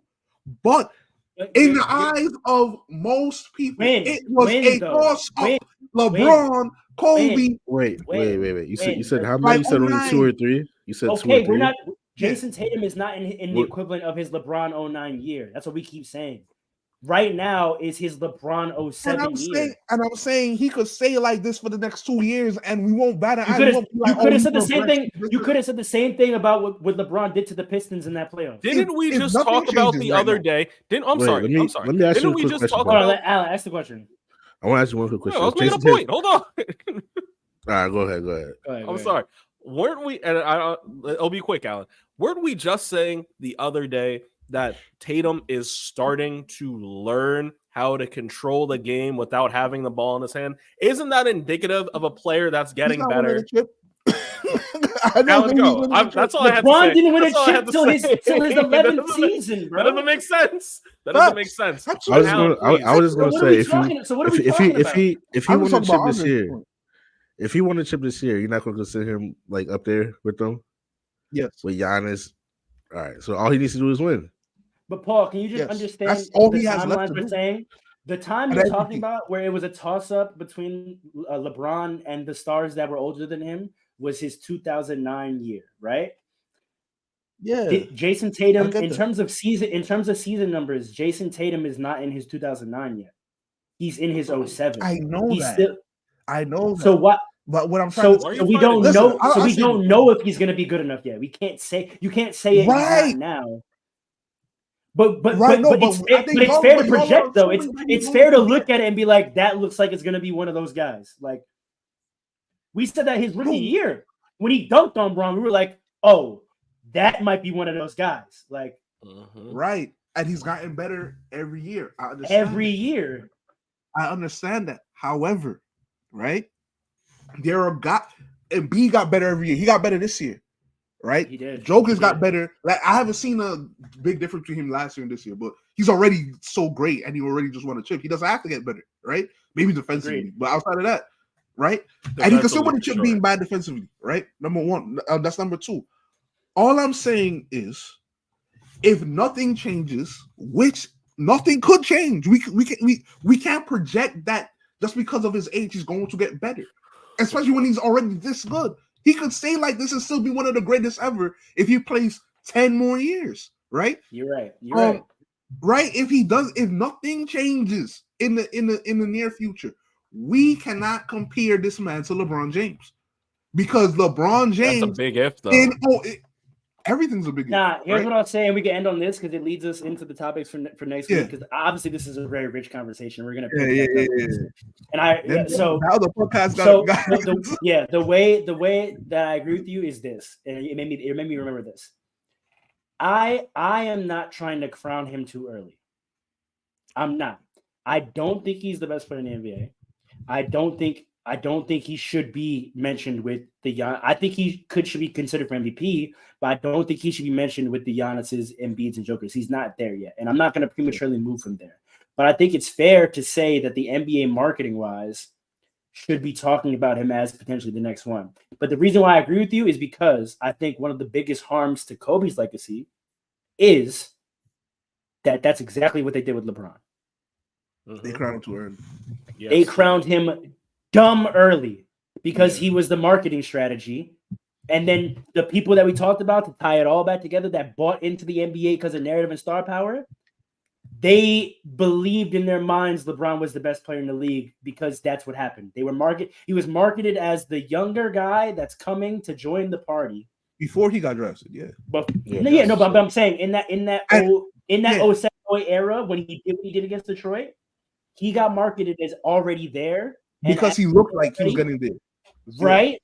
And from 08 to your point, there was a breed of fan that thought he was the best player already. Boom. Yeah. And he wasn't. He definitively was not the best player in my mind in 2010.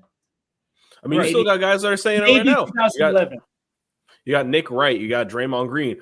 Oh, LeBron was the best player for the last 21 years. No, he's not. You really be saying that, yeah. So to your point, Paul, because I hate that happened and I hate that they dethroned Kobe too early. Like Kobe won his MVP in 08. From 09 to 012, Kobe was still in my 11 is debatable. In the league. 11, I'm like, maybe it's LeBron. But 09 to 10, those 2 seasons, that man was still better than everybody else in the league.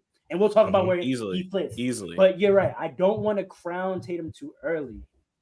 But it just sounds like your criticism of him sounds like you don't believe he can get there. All I'm saying is that I think he has all the tools and talent to be that guy. He's not yet. I won't be surprised if he does because he is that good already. But I just think we can't project that he will. I think it's unfair to project because there are guys that are not that far from him that are already better than him, and some can get better. Just like him. It's the era, man. Every team got that type of superstar. And we'll get into it because I want to talk about how Ja's stardom plays into this again, and we'll talk about again the stars of now, the stars of old, how it's playing into the league, and then we have a certain player that we're going to debate about where they stand in history. But that's all for next week. Any last points before we get out of here? Just that last point, Ja really messed it up, bro. I'm sorry. We'll get into it. I can't believe this. No, he did. He did. We'll get into it though. Any last points, Alan? No, that's it for me. Paul, fast breaks. That's got no superstar. Don't disrespect Mikal Bridges. All right. Thank you for tuning in. As you can see, this is a very rich, heated conversation, and we're going to pick it right back up next week. So tune in. You already know who it is. It's Fast Breaks. We out.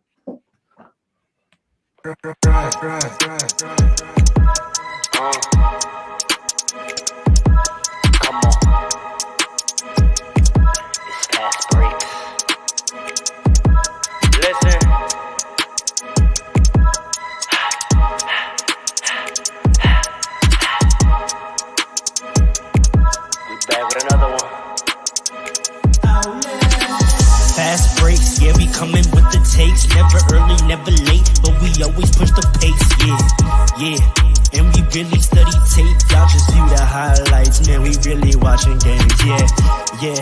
You just watch from the stands. We run 3-man weeks, Paul, Dre, and Alan, yeah. Way more than a fan, we got love for the game, we don't have to pretend.